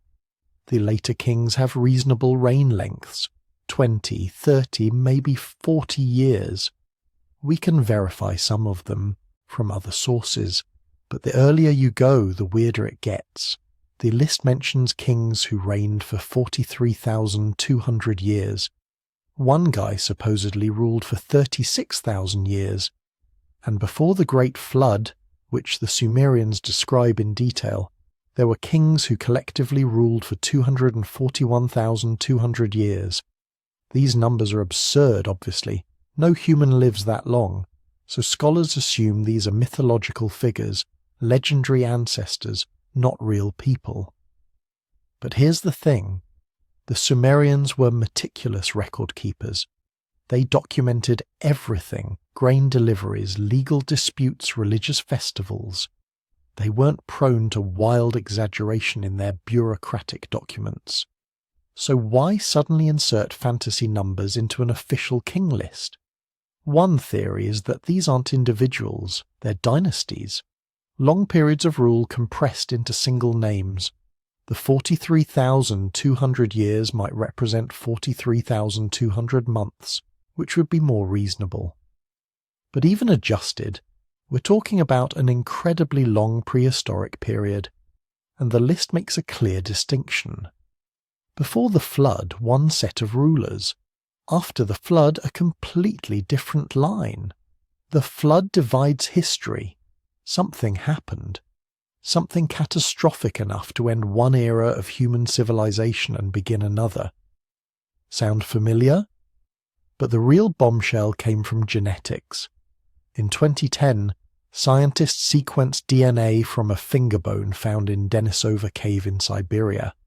They were expecting Neanderthal DNA. Instead, they found something else. a third species of human, genetically distinct from both modern humans and Neanderthals. They called them Denisovans, and for a while, that single finger bone was the only physical evidence we had that they existed. But their DNA told a different story. Denisovans interbred with modern humans extensively. Modern Melanesians carry about 5% Denisovan DNA. Indigenous Australians have it. So do people across Southeast Asia and the Pacific. That finger bone represents a species that lived alongside us, shared territories with us, had children with us. An entire branch of humanity that we only discovered in 2010 because we finally developed the technology to read ancient DNA. And here's what makes this terrifying. If we only just discovered Denisovans, who else haven't we found? How many other human species existed during that gap period between behavioral modernity and the rise of civilization? The genetic evidence suggests there were at least 3 major interbreeding events between different human populations, maybe more. Small groups of advanced hominids, each with their own cultural traditions, technologies and knowledge, meeting, mixing, sometimes cooperating, sometimes competing. What did they know? What could they do? Some Denisovan populations adapted to high altitudes, developing genetic variants for processing oxygen that still help modern Tibetans survive. At extreme elevations, others seem to have been sophisticated seafarers, reaching islands that required advanced navigation. They had culture, they had technology, they had knowledge, and then most of them disappeared. Not all at once, not from a single catastrophe. But gradually, over thousands of years, the genetic signal fades, absorbed into the modern human population or dying out in isolated pockets. All that's left are those fragments of DNA, floating through modern genomes like messages from ghosts. Which brings us back to those ancient texts, because once you accept that there were multiple human species, some of them quite advanced, living during the gap period, suddenly those impossible knowledge claims start looking different. That astronomical precision in ancient texts, maybe they didn't figure it out from scratch. Maybe they inherited fragments of knowledge from earlier cultures, earlier species even. Ancient Babylonian astronomers could predict lunar eclipses with remarkable accuracy. They knew the length of the solar year to within minutes. They tracked the movements of planets across decades, calculating cycles that wouldn't be matched until the Renaissance. How? They claim their knowledge came from texts passed down from before the flood, from the Apkallu, mythical sages who taught humanity the arts of civilization. The ancient Egyptians aligned the Great Pyramid to true north with an accuracy of 3/60th of a single degree. They did this supposedly using only copper tools and rope. The pyramid's proportions encode mathematical constants like pi and phi. Its internal chambers align with specific stars. The sophistication required is staggering, and the Egyptians themselves claim they didn't invent this knowledge. They said it came from the time of Zep Tepi, the first time, an ancient golden age when gods walked among men. In ancient India, the Vedic texts describe astronomical events, precession of the equinoxes, details of planetary motion, even concepts that sound remarkably like atomic theory. The Mahabharata describes weapons that sound disturbingly similar to modern weapons of mass destruction. Mainstream scholars say these are poetic descriptions, metaphors, not literal events. But what if some of them are descriptions of real technologies, real events, filtered through millennia of oral tradition? What if ancient humans encountered things, other species, other civilizations that they didn't fully understand? They would describe what they saw using the vocabulary they had. Advanced technology becomes magic. Other human species become gods or demons. Catastrophic events become divine punishment. The pattern repeats across cultures. Flood myths in Mesopotamia, Greece, India, China, the Americas. Stories of an earlier age when humans lived longer, were taller, were more advanced. Then catastrophe. Flood, fire, darkness. The old world ends. The new world begins. We've always assumed these are just myths, cultural memories of the localized disasters blown out of proportion. But what if they're fragments of actual history, distorted by time, mixed with mythology, but containing kernels of truth about real events during that gap period? Consider this. We know from the genetic bottleneck research that human populations crashed dramatically around 900,000 years ago. We know multiple human species coexisted and interbred for hundreds of thousands of years. We know behavioral modernity appeared suddenly around 70,000 years ago, then seemingly vanished for 40,000 years before reappearing. We know sea levels have risen dramatically since the last ice age, drowning coastlines where most ancient humans would have lived. How much knowledge was lost? How many times did human cultures rise to significant levels of sophistication only to be destroyed by climate change, disease, warfare, or simple demographic collapse? And how much of that lost knowledge survived in fragments, copied from text to text, passed down through oral traditions, preserved in myths and legends that we dismiss as primitive superstition? The Antikythera mechanism proves ancient humans could build sophisticated technology. The genetic evidence proves multiple human species coexisted and exchanged knowledge.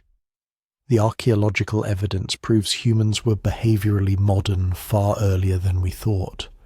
And the texts, those strange, impossible texts, they keep insisting something came before, something we've forgotten. Maybe they're right. Here's something that should keep you up at night.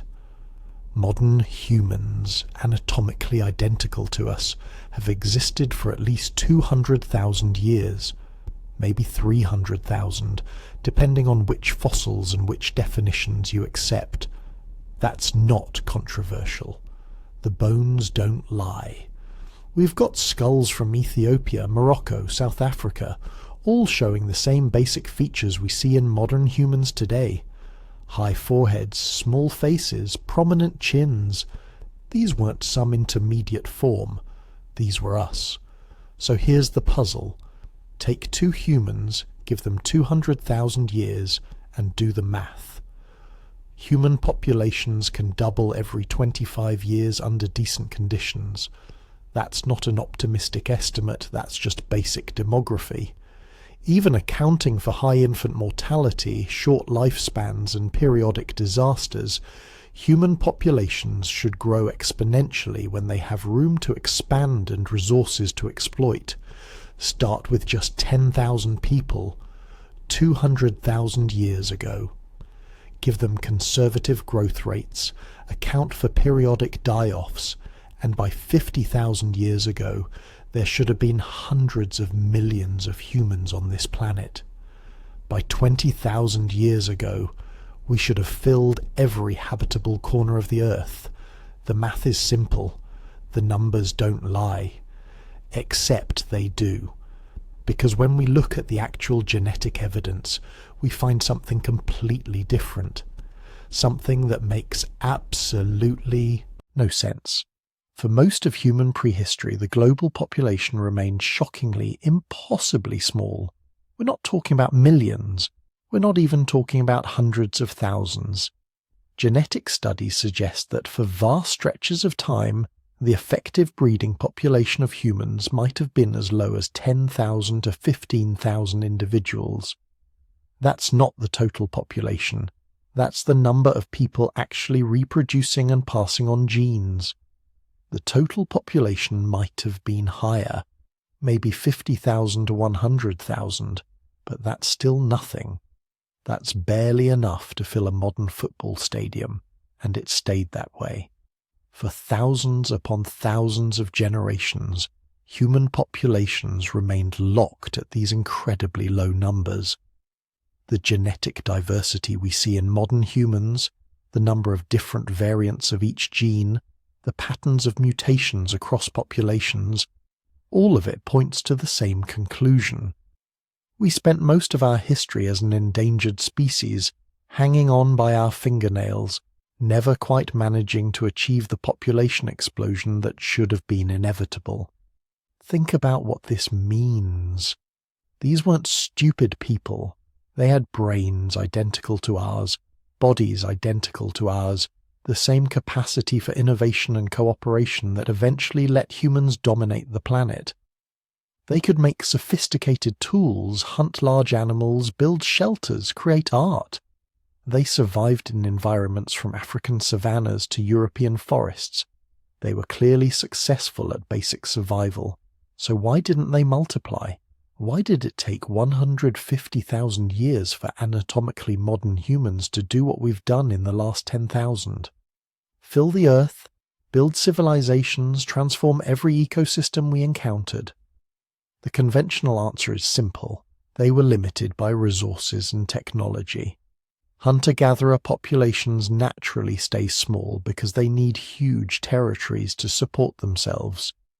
You can't have population explosions when each person needs several square miles of productive land to gather enough food.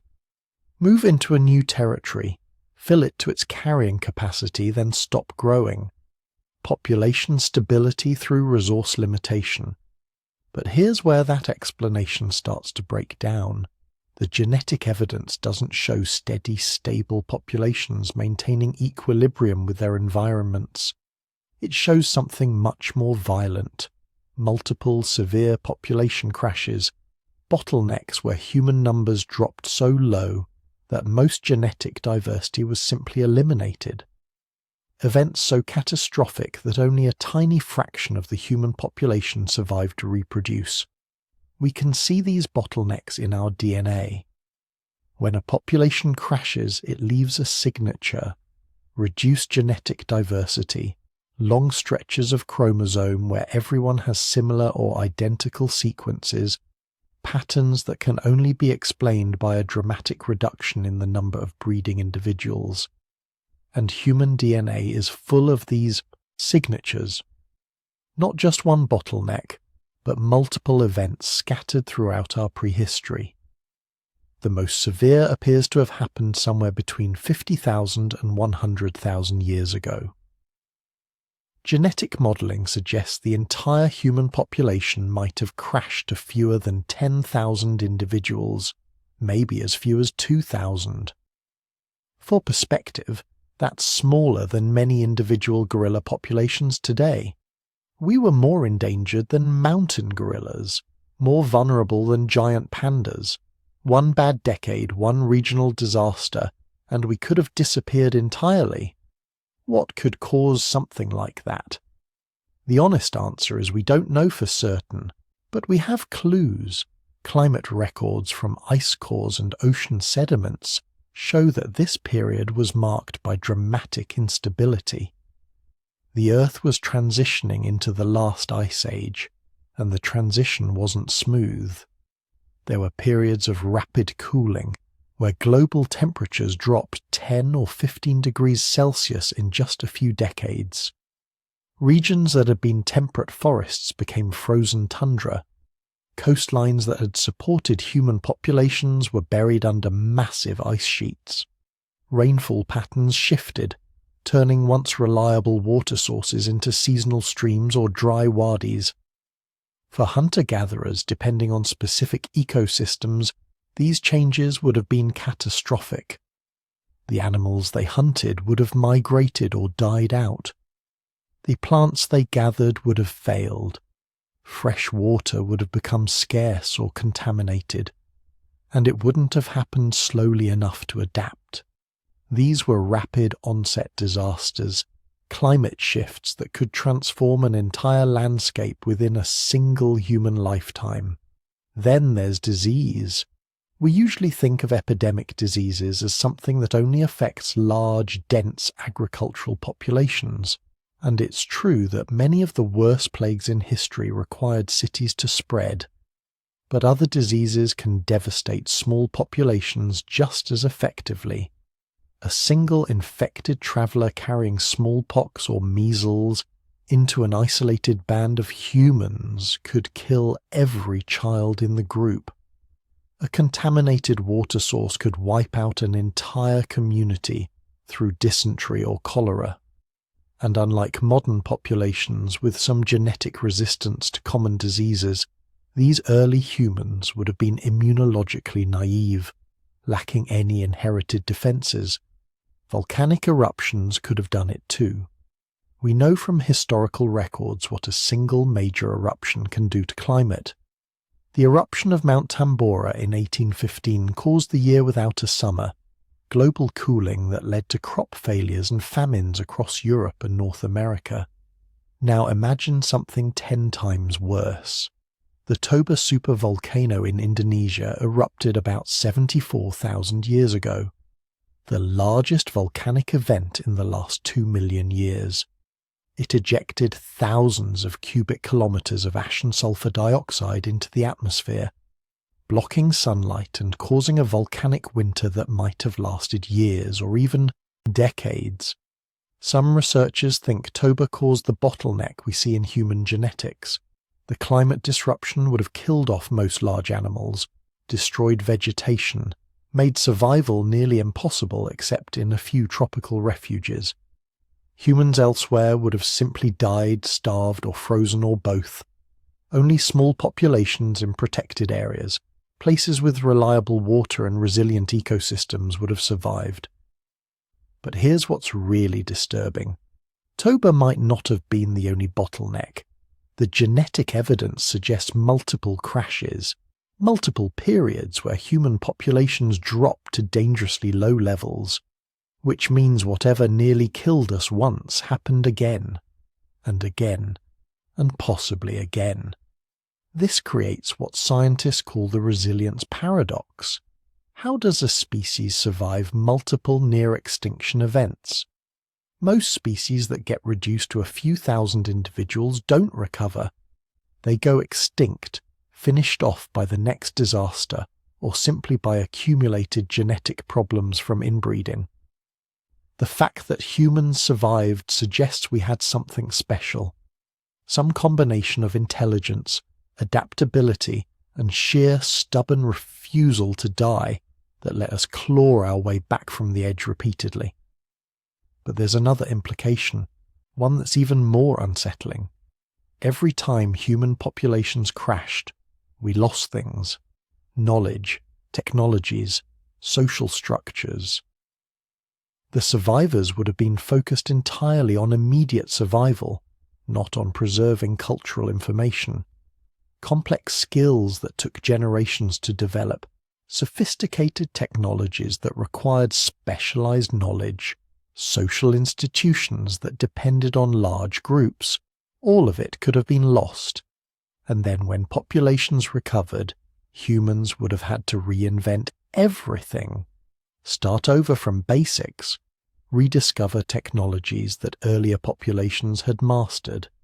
This could explain the pattern we see in the archaeological record: long periods of apparent stasis, where human technology seems stuck at a certain level for thousands of years, then sudden bursts of innovation. Maybe those weren't periods of stasis at all. Maybe they were periods of recovery, humans slowly rebuilding what had been lost in the last catastrophe. Think about what this means for the time gap. Those missing 190,000 years when anatomically modern humans existed, but apparently didn't accomplish anything remarkable. Maybe they did accomplish remarkable things. Maybe they built sophisticated cultures, developed impressive technologies, created knowledge systems that would astound us. And maybe all of it was destroyed, not once but multiple times, by climate disasters and disease outbreaks and volcanic winters that nearly ended our species. We'd never know. because the survivors wouldn't have left elaborate monuments or written records. They'd have left stone tools and temporary shelters and small populations scattered across harsh landscapes, clinging to survival, which is exactly what we find in the archaeological record. The population puzzle suggests something profound about human history. We're not looking at a species that slowly, steadily progressed from primitive beginnings to modern civilization. We're looking at a species that repeatedly came within a hair's breadth of extinction. A species that lost and rebuilt its accumulated knowledge multiple times. A species that had to learn, again and again, how to survive when everything was trying to kill them. And every time somehow they made it through. Small groups in scattered refuges, maintaining enough genetic diversity to eventually repopulate the world, preserving enough knowledge to rebuild. Until finally, in the last 10,000 years, conditions stabilized enough for human populations to explode, for civilizations to develop, for knowledge to accumulate faster than it could be destroyed. But those earlier populations, the ones who survived the bottlenecks, who rebuilt after catastrophes we can barely imagine, they're still with us. We carry their genes, the ones selected for survival under the most extreme conditions. We carry their resilience, their adaptability, their refusal to quit even when extinction seemed certain. We're all descendants of the survivors, all products of repeated near extinctions, all evidence that sometimes a species can be pushed to the very edge and still find a way back. But that raises an even bigger question.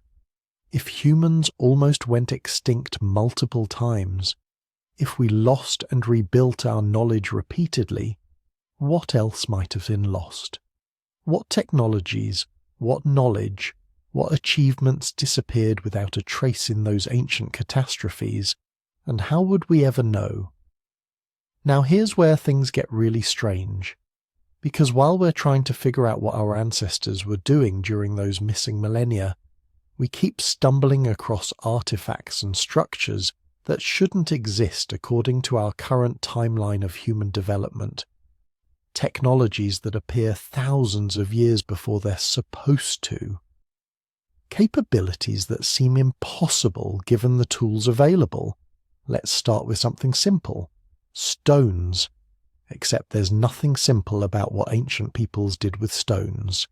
In Peru, high in the Andes at an altitude that makes breathing difficult for modern visitors, there's a place called Sacsayhuaman. It's a complex of walls built from massive limestone blocks, some weighing more than 200 tons.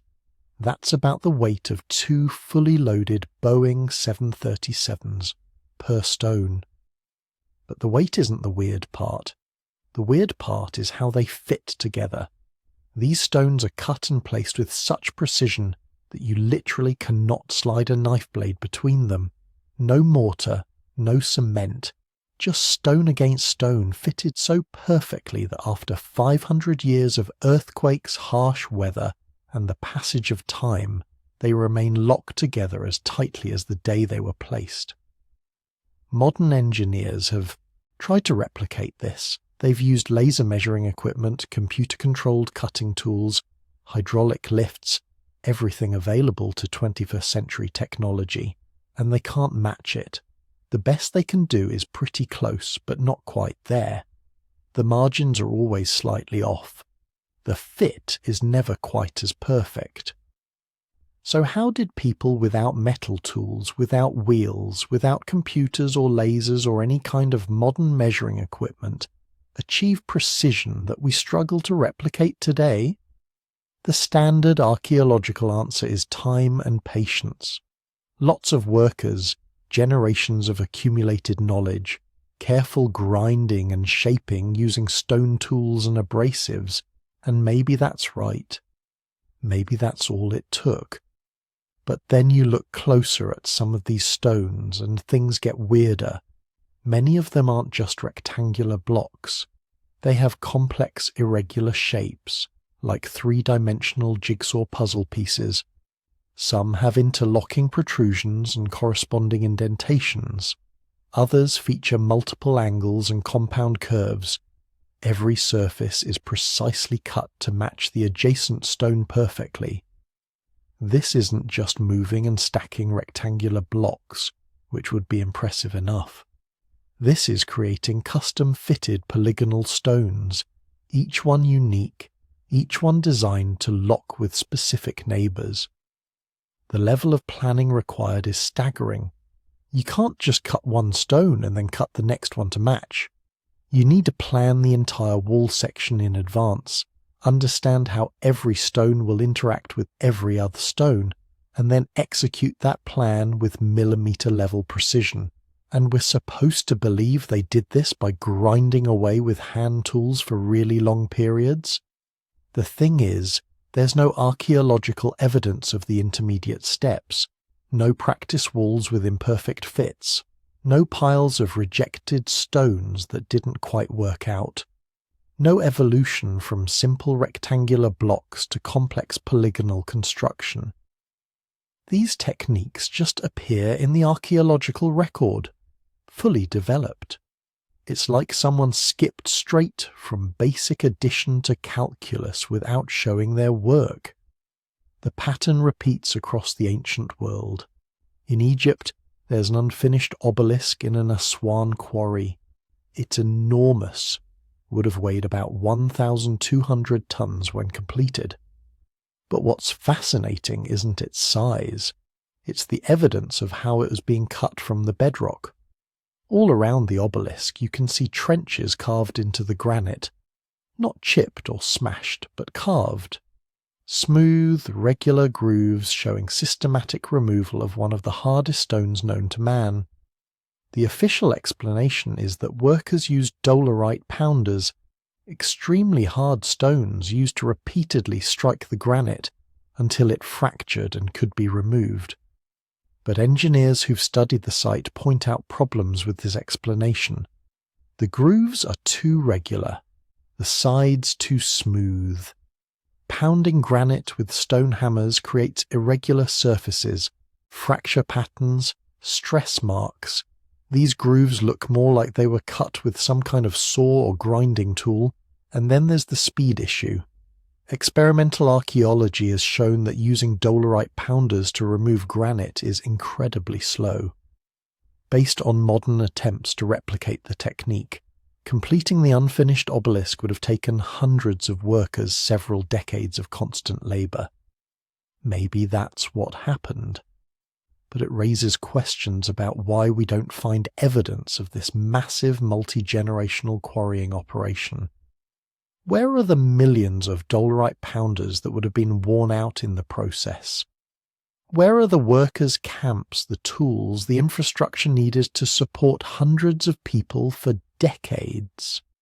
Some researchers have proposed that ancient Egyptians had access to some kind of advanced cutting technology we don't understand yet.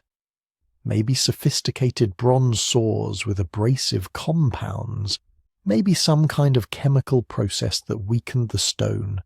Maybe techniques using sound or vibration to fracture granite along specific lines. These sound like fringe theories, and most mainstream archaeologists dismiss them.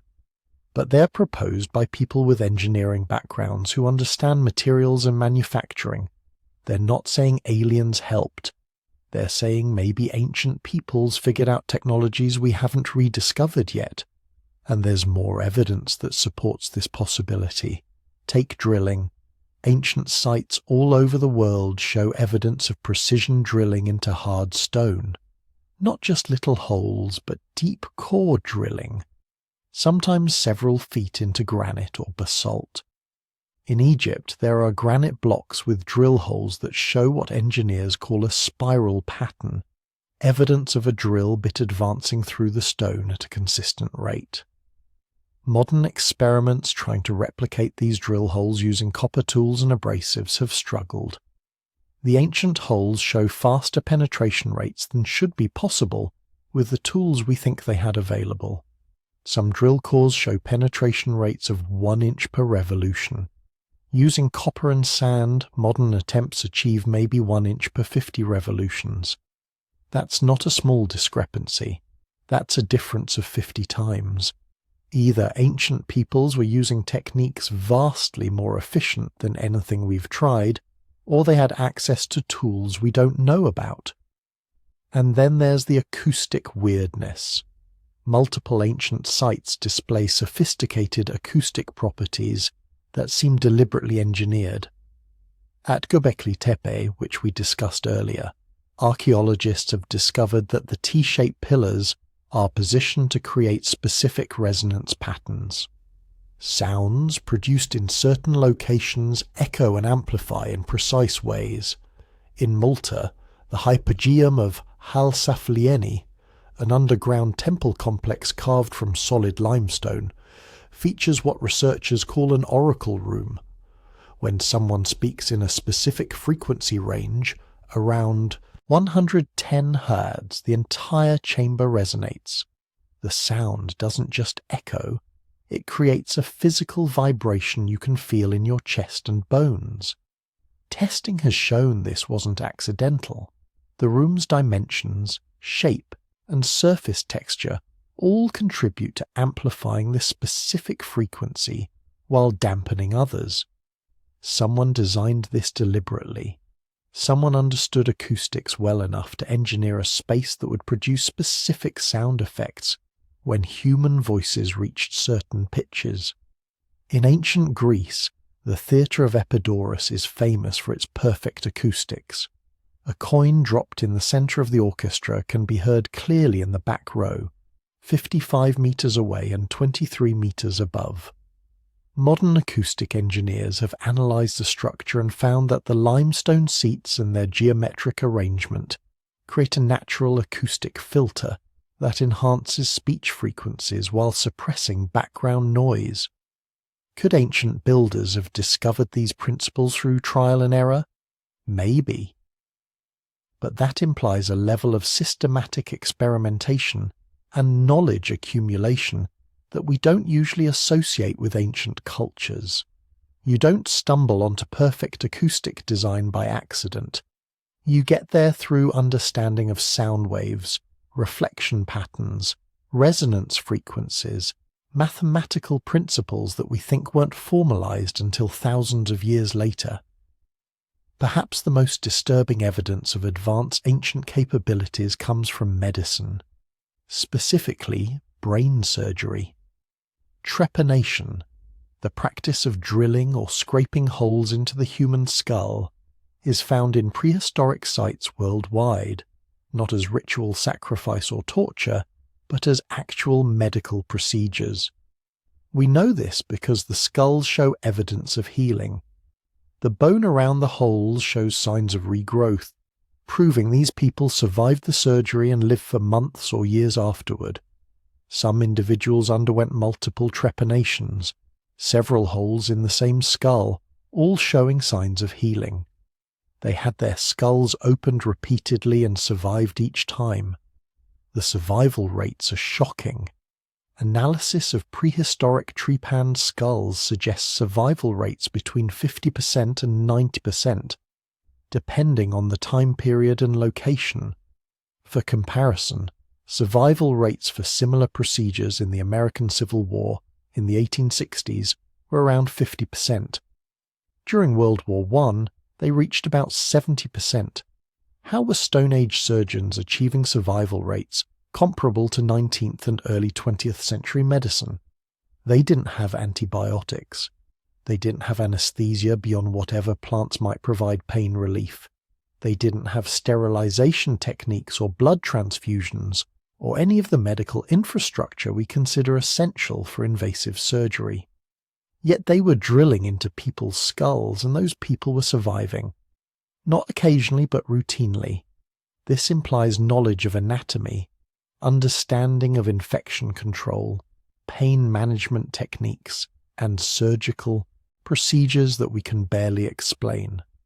The skulls show clean cuts, precise holes, careful technique. These weren't desperate emergency procedures performed by panicked amateurs.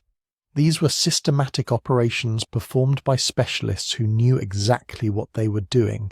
And again, there's no evidence of the learning curve, no piles of unsuccessful attempts. The earliest trepanations show the same level of skill as later ones. The technique appears fully developed from the start. This pattern, advanced capabilities appearing without antecedents, repeats constantly in the archaeological record. Technologies that should have taken centuries to develop showing up complete. Knowledge that should have required generations of accumulated learning appearing suddenly. Mainstream archaeology explains this through knowledge loss and sampling bias. Maybe the intermediate steps existed but haven't been found yet. Maybe they were made from perishable materials that didn't survive. Maybe they happened in regions we haven't excavated yet. These are reasonable arguments. The archaeological record is incomplete. We've only excavated a tiny fraction of potential sites. Absence of evidence isn't evidence of absence. But there's another possibility that makes some researchers uncomfortable. Maybe there were periods of advanced development that we've completely missed. Not alien intervention or Atlantean superscience, but human cultures that reached relatively high levels of technical capability, then collapsed and lost that knowledge before it could spread widely. We know this happens. The Roman Empire had concrete, plumbing and engineering capabilities that Europe didn't recover for over 1,000 years after Rome fell. Medieval Europeans looked at Roman aqueducts and amphitheatres and had no idea how to replicate them. The technology had existed, then vanished, then had to be slowly redeveloped. If a collapse that happened in recorded history could cause that much knowledge loss, what about collapses that happened in prehistory? What about the technological achievements of cultures that existed during those missing millennia we discussed earlier? Maybe some prehistoric cultures developed sophisticated technologies, used them for centuries or even millennia, then collapsed when climate changed or resources depleted or diseases spread. Their technologies, known only to small groups of specialists, died with them. Later peoples rebuilt but had to start over, rediscovering capabilities their ancestors had mastered and lost. This would explain the sudden appearances, not because the technology was alien or magical, but because it had existed before, been lost, and was being rediscovered. The same solutions emerging independently because they're the logical answers to universal problems. It would also explain why some ancient capabilities seem impossibly advanced. They're not impossible. They're just the result of focused development over long periods that we're not accounting for in our historical models. Generations of ancient engineers and craftspeople solving specific problems with the same systematic approach that modern engineers use, accumulating knowledge and refining techniques until they achieved results that look miraculous to us because we don't have the full context. But here's what keeps researchers up at night. We can speculate about lost knowledge and rediscovered techniques. We can propose explanations for how ancient peoples might have achieved these remarkable feats. But the truth is, we don't actually know. We can't replicate many of these ancient technologies using the tools we think they had available. We can't explain how they achieved precision that challenges modern capabilities. We can't account for medical procedures that shouldn't have been survivable. We have theories, we have educated guesses, but we don't have proof. And that gap between what ancient peoples accomplished and what we think they should have been capable of keeps getting wider the more we investigate. Every year brings new discoveries that push the boundaries of what we thought was possible for prehistoric and ancient cultures. Every year brings new evidence that maybe we've been dramatically underestimating the capabilities of our ancestors. The standard narrative of human progress describes a steady upward trajectory. Stone Age giving way to Bronze Age, giving way to Iron Age. each period clearly more advanced than the last. Simple tools replaced by complex ones. Basic knowledge expanded into sophisticated understanding. But the evidence increasingly suggests progress wasn't that linear, that human history might be more complicated, with periods of advancement followed by collapse and knowledge loss, with different cultures independently developing sophisticated technologies that later vanished. With capabilities appearing, disappearing, and reappearing across thousands of years. We're not talking about ancient aliens or mystical lost continents. We're talking about the possibility that human technological development has been far more complex and non-linear than our current models assume. That prehistoric and ancient peoples were far more capable than we give them credit for. That they solved problems in ways we still don't fully understand, and until we can actually replicate what they accomplished using the tools we think they had, until we can explain every drill hole and every precision-cut stone and every successful brain surgery, we have to admit something uncomfortable. There are things our ancestors knew that we've forgotten, techniques they mastered that we can't duplicate, capabilities they possessed that we're still trying to understand. The technologies exist. We can see them, measure them, study them. But how they were created remains in many cases a mystery, and that mystery is a challenge, not just to our understanding of ancient history, but to our assumptions about human capability itself. Here's something that might surprise you. If you ask most mainstream archaeologists about the prehistoric time gap, they won't dismiss the mystery. They won't tell you we have all the answers. What they'll actually say is more unsettling. They'll tell you that the archaeological record is fundamentally, irreparably incomplete, that we're working with fragments of fragments, that everything we know about human prehistory is based on the tiniest sliver of evidence, and that whole civilizations could have risen and fallen without leaving a single trace we could find. This isn't conspiracy theory. This is the honest assessment from the people who've spent their lives digging through humanity's past. Because here's the thing about archaeology. It's biased. Not in a political way, but in a fundamental, unavoidable way. The archaeological record preserves certain materials and erases others. It favours stone and pottery, materials that can survive tens of thousands of years buried in the ground. It destroys wood, textiles, leather, plant materials, anything organic. And that's a problem, because for most of human history, most of what humans made was organic. Think about what this means. Imagine you're trying to reconstruct modern civilization thousands of years from now, but the only evidence you have is what survived being buried underground for millennia. You'd find concrete foundations, maybe some glass and ceramic, definitely a lot of plastic, which is going to confuse future archaeologists endlessly. But you'd miss almost everything that makes our world recognizable. No books, no computers, no clothing, no wooden furniture, no evidence of most of our technology, our art, our daily lives. That's the situation we're in when we look at prehistory. We're not just missing details, we're missing entire categories of human achievement. Take wooden structures. Wood is one of humanity's oldest and most versatile building materials. It's strong, relatively easy to work, and available almost everywhere humans lived. Archaeological evidence shows humans were using sophisticated woodworking techniques at least 400,000 years ago. But wood rots.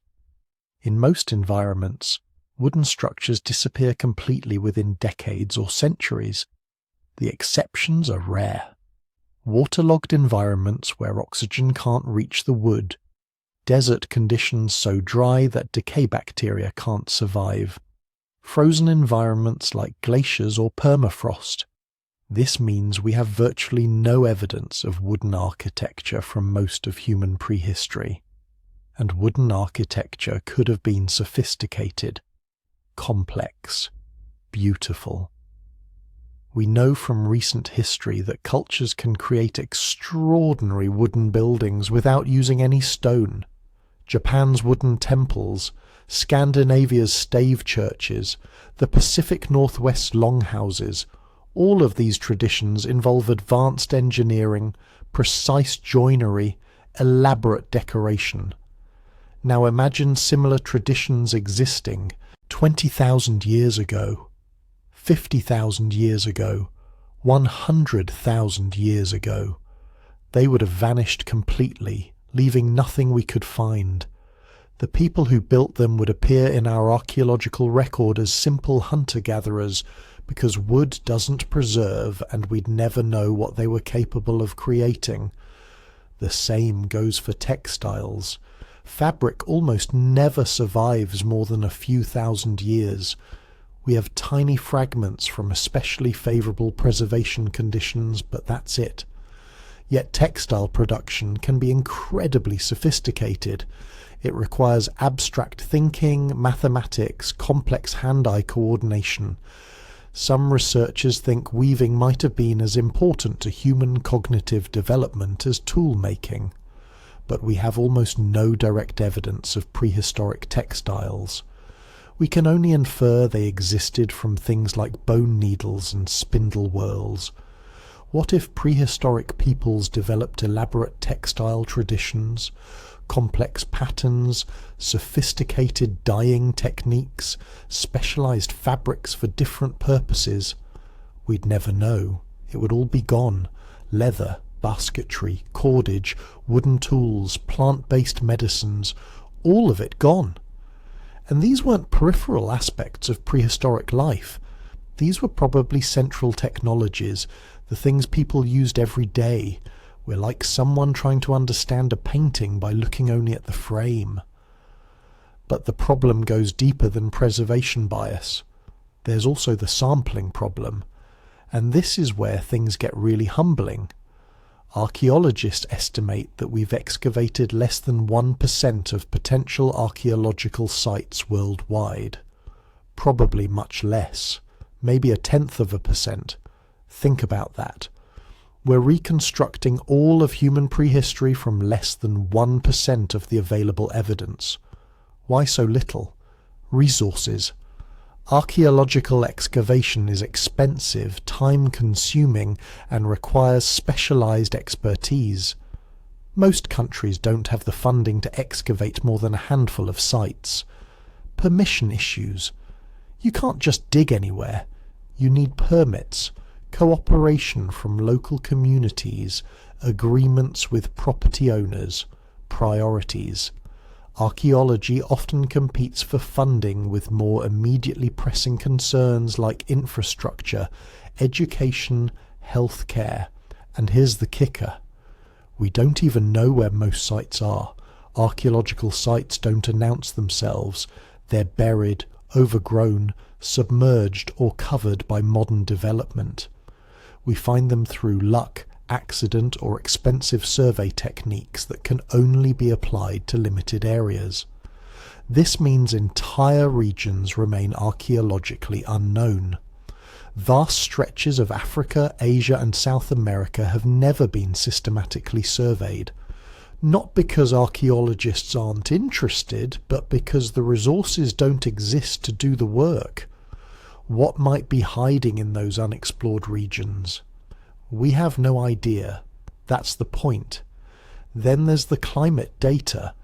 And this is where the story gets really wild, because the more we learn about climate history, the more we realize how unstable Earth's climate has been during human evolution. We used to think climate changed slowly, gradually, predictably. Now we know that's wrong. Climate can shift dramatically in decades, sometimes in years. Ice core data from Greenland shows temperature swings of 10 to 15 degrees Celsius happening in as little as a decade during the last ice age. Ocean circulation patterns that collapsed within a human lifetime. monsoon systems that shifted position over just a few generations. What would this do to human populations? It would devastate them. Societies adapted to one climate regime would suddenly find their territories uninhabitable. Resources they depended on would disappear. Technologies optimized for one environment would become useless. Any progress toward complexity, any movement toward civilization, could be wiped out overnight by climate change. And this didn't happen once. It happened repeatedly, over and over throughout the period we're trying to understand. So maybe there were sophisticated societies during the prehistoric time gap. Maybe humans developed complex technologies, built impressive structures, created elaborate cultures, and maybe rapid climate changes destroyed them, scattered the survivors, reset human development to square one, not once, but many times. The evidence would be gone, swallowed by rising seas, buried under glacial deposits, scattered by migrating populations desperate to survive. We'd never find it because we'd never know where to look. But sometimes we do find things, and when we do, our entire understanding can change overnight. This happens more often than you might think. Göbekli Tepe was discovered in 1994. Before that, we thought monumental architecture was impossible before agriculture. The site proved us wrong in a single season of excavation. Everything we thought we knew about the Neolithic Revolution had to be reconsidered. Denisovans were discovered in 2010. A single finger bone from a cave in Siberia revealed an entire previously unknown human species, one that had interbred with modern humans and left genetic traces in populations across Asia and Oceania. Homo naledi was discovered in 2013. Another human species, this one possibly using fire and creating symbolic art despite having a brain 1/3 the size of ours. That discovery is still reshaping our understanding of human cognitive evolution. Each of these discoveries was unexpected. Each one forced a major revision of human prehistory, and each one happened within the last 30 years. The pace of discovery is accelerating, and each new find suggests how much we still don't know. Now we have technologies that are revolutionizing archaeology. LiDAR, light detection and ranging, uses laser pulses from aircraft to create detailed topographic maps that can see through forest canopy. This technology has revealed thousands of previously unknown structures in the past decade alone. In Central America, LiDAR surveys have discovered entire Maya cities that were completely hidden by jungle, networks of roads, extensive agricultural systems, defensive fortifications, structures that had been walked past by archaeologists for a century without being recognized. In Cambodia, LiDAR revealed that Angkor Wat wasn't an isolated temple complex, but the center of a vast urban landscape covering over 400 square miles. An entire medieval city that we never knew existed. Ground-penetrating radar, satellite imagery, drone surveys. All of these technologies are showing us sites we never suspected were there, and we've only just begun applying them. Most of the world hasn't been surveyed with these tools yet. What else is out there? What other cities are hiding under jungle canopy, beneath desert sands, under modern development? We genuinely don't know. But every few months someone announces a new discovery that was invisible until we looked with the right technology. Then there are the underwater sites. Sea levels during the last ice age were 400 feet lower than today. This means vast stretches of what was once prime human territory, coastal areas with abundant resources, are now underwater, and we've barely begun to explore these submerged landscapes.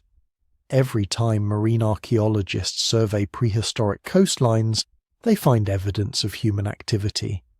Stone tools, hearths, structural remains. But systematic underwater archaeology is even more expensive and difficult than land archaeology. We've explored maybe a fraction of 1% of these drowned sites. What's down there? Settlements, trade centres, specialised coastal societies that were completely erased when the seas rose? We'll probably never know unless we develop much cheaper ways to explore underwater sites. The honest truth is this: we're doing our best with massively incomplete data. We're making educated guesses based on fragments. We're extrapolating from the tiny portion of the record that happened to survive and that we happen to find. Most archaeologists will tell you this openly. They'll explain that every conclusion comes with caveats, that new evidence could overturn current theories, that we're aware of how much we don't know. The prehistoric time gap might never be fully explained.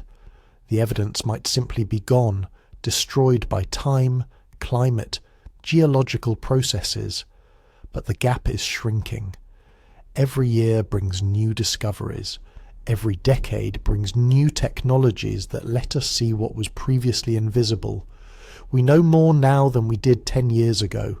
We'll know more in 10 years than we do now. The picture is coming into focus slowly, piece by piece, discovery by discovery. But here's what makes this exciting rather than frustrating. Every gap in our knowledge is an opportunity.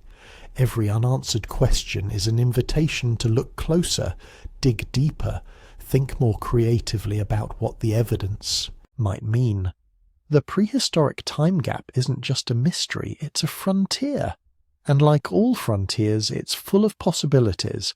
Some of them will turn out to be true, others will prove to be illusions. But we won't know which is which until we keep exploring, keep questioning, keep being willing to revise our understanding when new evidence appears. That's not a weakness of science. That's its greatest strength. The willingness to say we don't know and then go find out. So here we are, at the end of our journey through the greatest mystery in human history. And if you're feeling a bit unsettled, a bit uncertain about what you thought you knew, good. Because that's exactly where the evidence leaves us. Let's recap what we've discovered. Anatomically modern humans, people who looked exactly like us, with brains just as large and complex as ours, existed for somewhere between 200,000 and 300,000 years before anything we'd recognize as civilization appeared. That's not a gap of a few centuries or even a few millennia. That's longer than the entire span of recorded history, multiplied by 100. For most of that time, these humans, our direct ancestors, left almost no trace beyond stone tools and occasional bones. No cities, no monuments, no agriculture, no writing. Just small groups moving through landscapes we can barely imagine, surviving in ways we're still trying to understand. Then, seemingly suddenly, around 12,000 years ago, everything changed. Agriculture, settlements, art, architecture, complex societies, as if someone had flipped a switch and humanity collectively decided to become civilized all at once. But we've seen the cracks in that neat narrative. Göbekli Tepe, built by hunter-gatherers who supposedly didn't have the social organization for such projects. Underwater structures off coasts around the world, hinting at civilizations that vanished beneath rising seas. Ancient knowledge encoded in myths and texts, knowledge that seems impossible for the people who supposedly created it. Technologies that appear thousands of years before they should. Genetic evidence of population bottlenecks and mass die-offs that nearly ended our species before it really began. Every one of these discoveries challenges what we thought we knew. Every one forces us to push back the timeline of human sophistication just a little bit further. And here's the humbling truth. We may never know the full story. The evidence is too fragmentary, too scattered, too erased by time and climate, and the simple fact that most of what humans created doesn't survive long enough to fossilize. Think about it. If our current civilization collapsed tomorrow, what would remain after 100,000 years? After ice ages and sea level changes and continental drift? Maybe a few stone structures, some pottery shards, possibly traces of nuclear waste in geological strata. That's about it. Everything else, all our books and computers and monuments and art would be gone. Future archaeologists would probably conclude we were just another species of primitive humans, barely different from our predecessors. So when we look back at those blank millennia in our past, we have to ask ourselves, how much are we missing? How many rises and falls of complex societies have been completely erased from the geological record? How many innovations were discovered and lost and discovered again?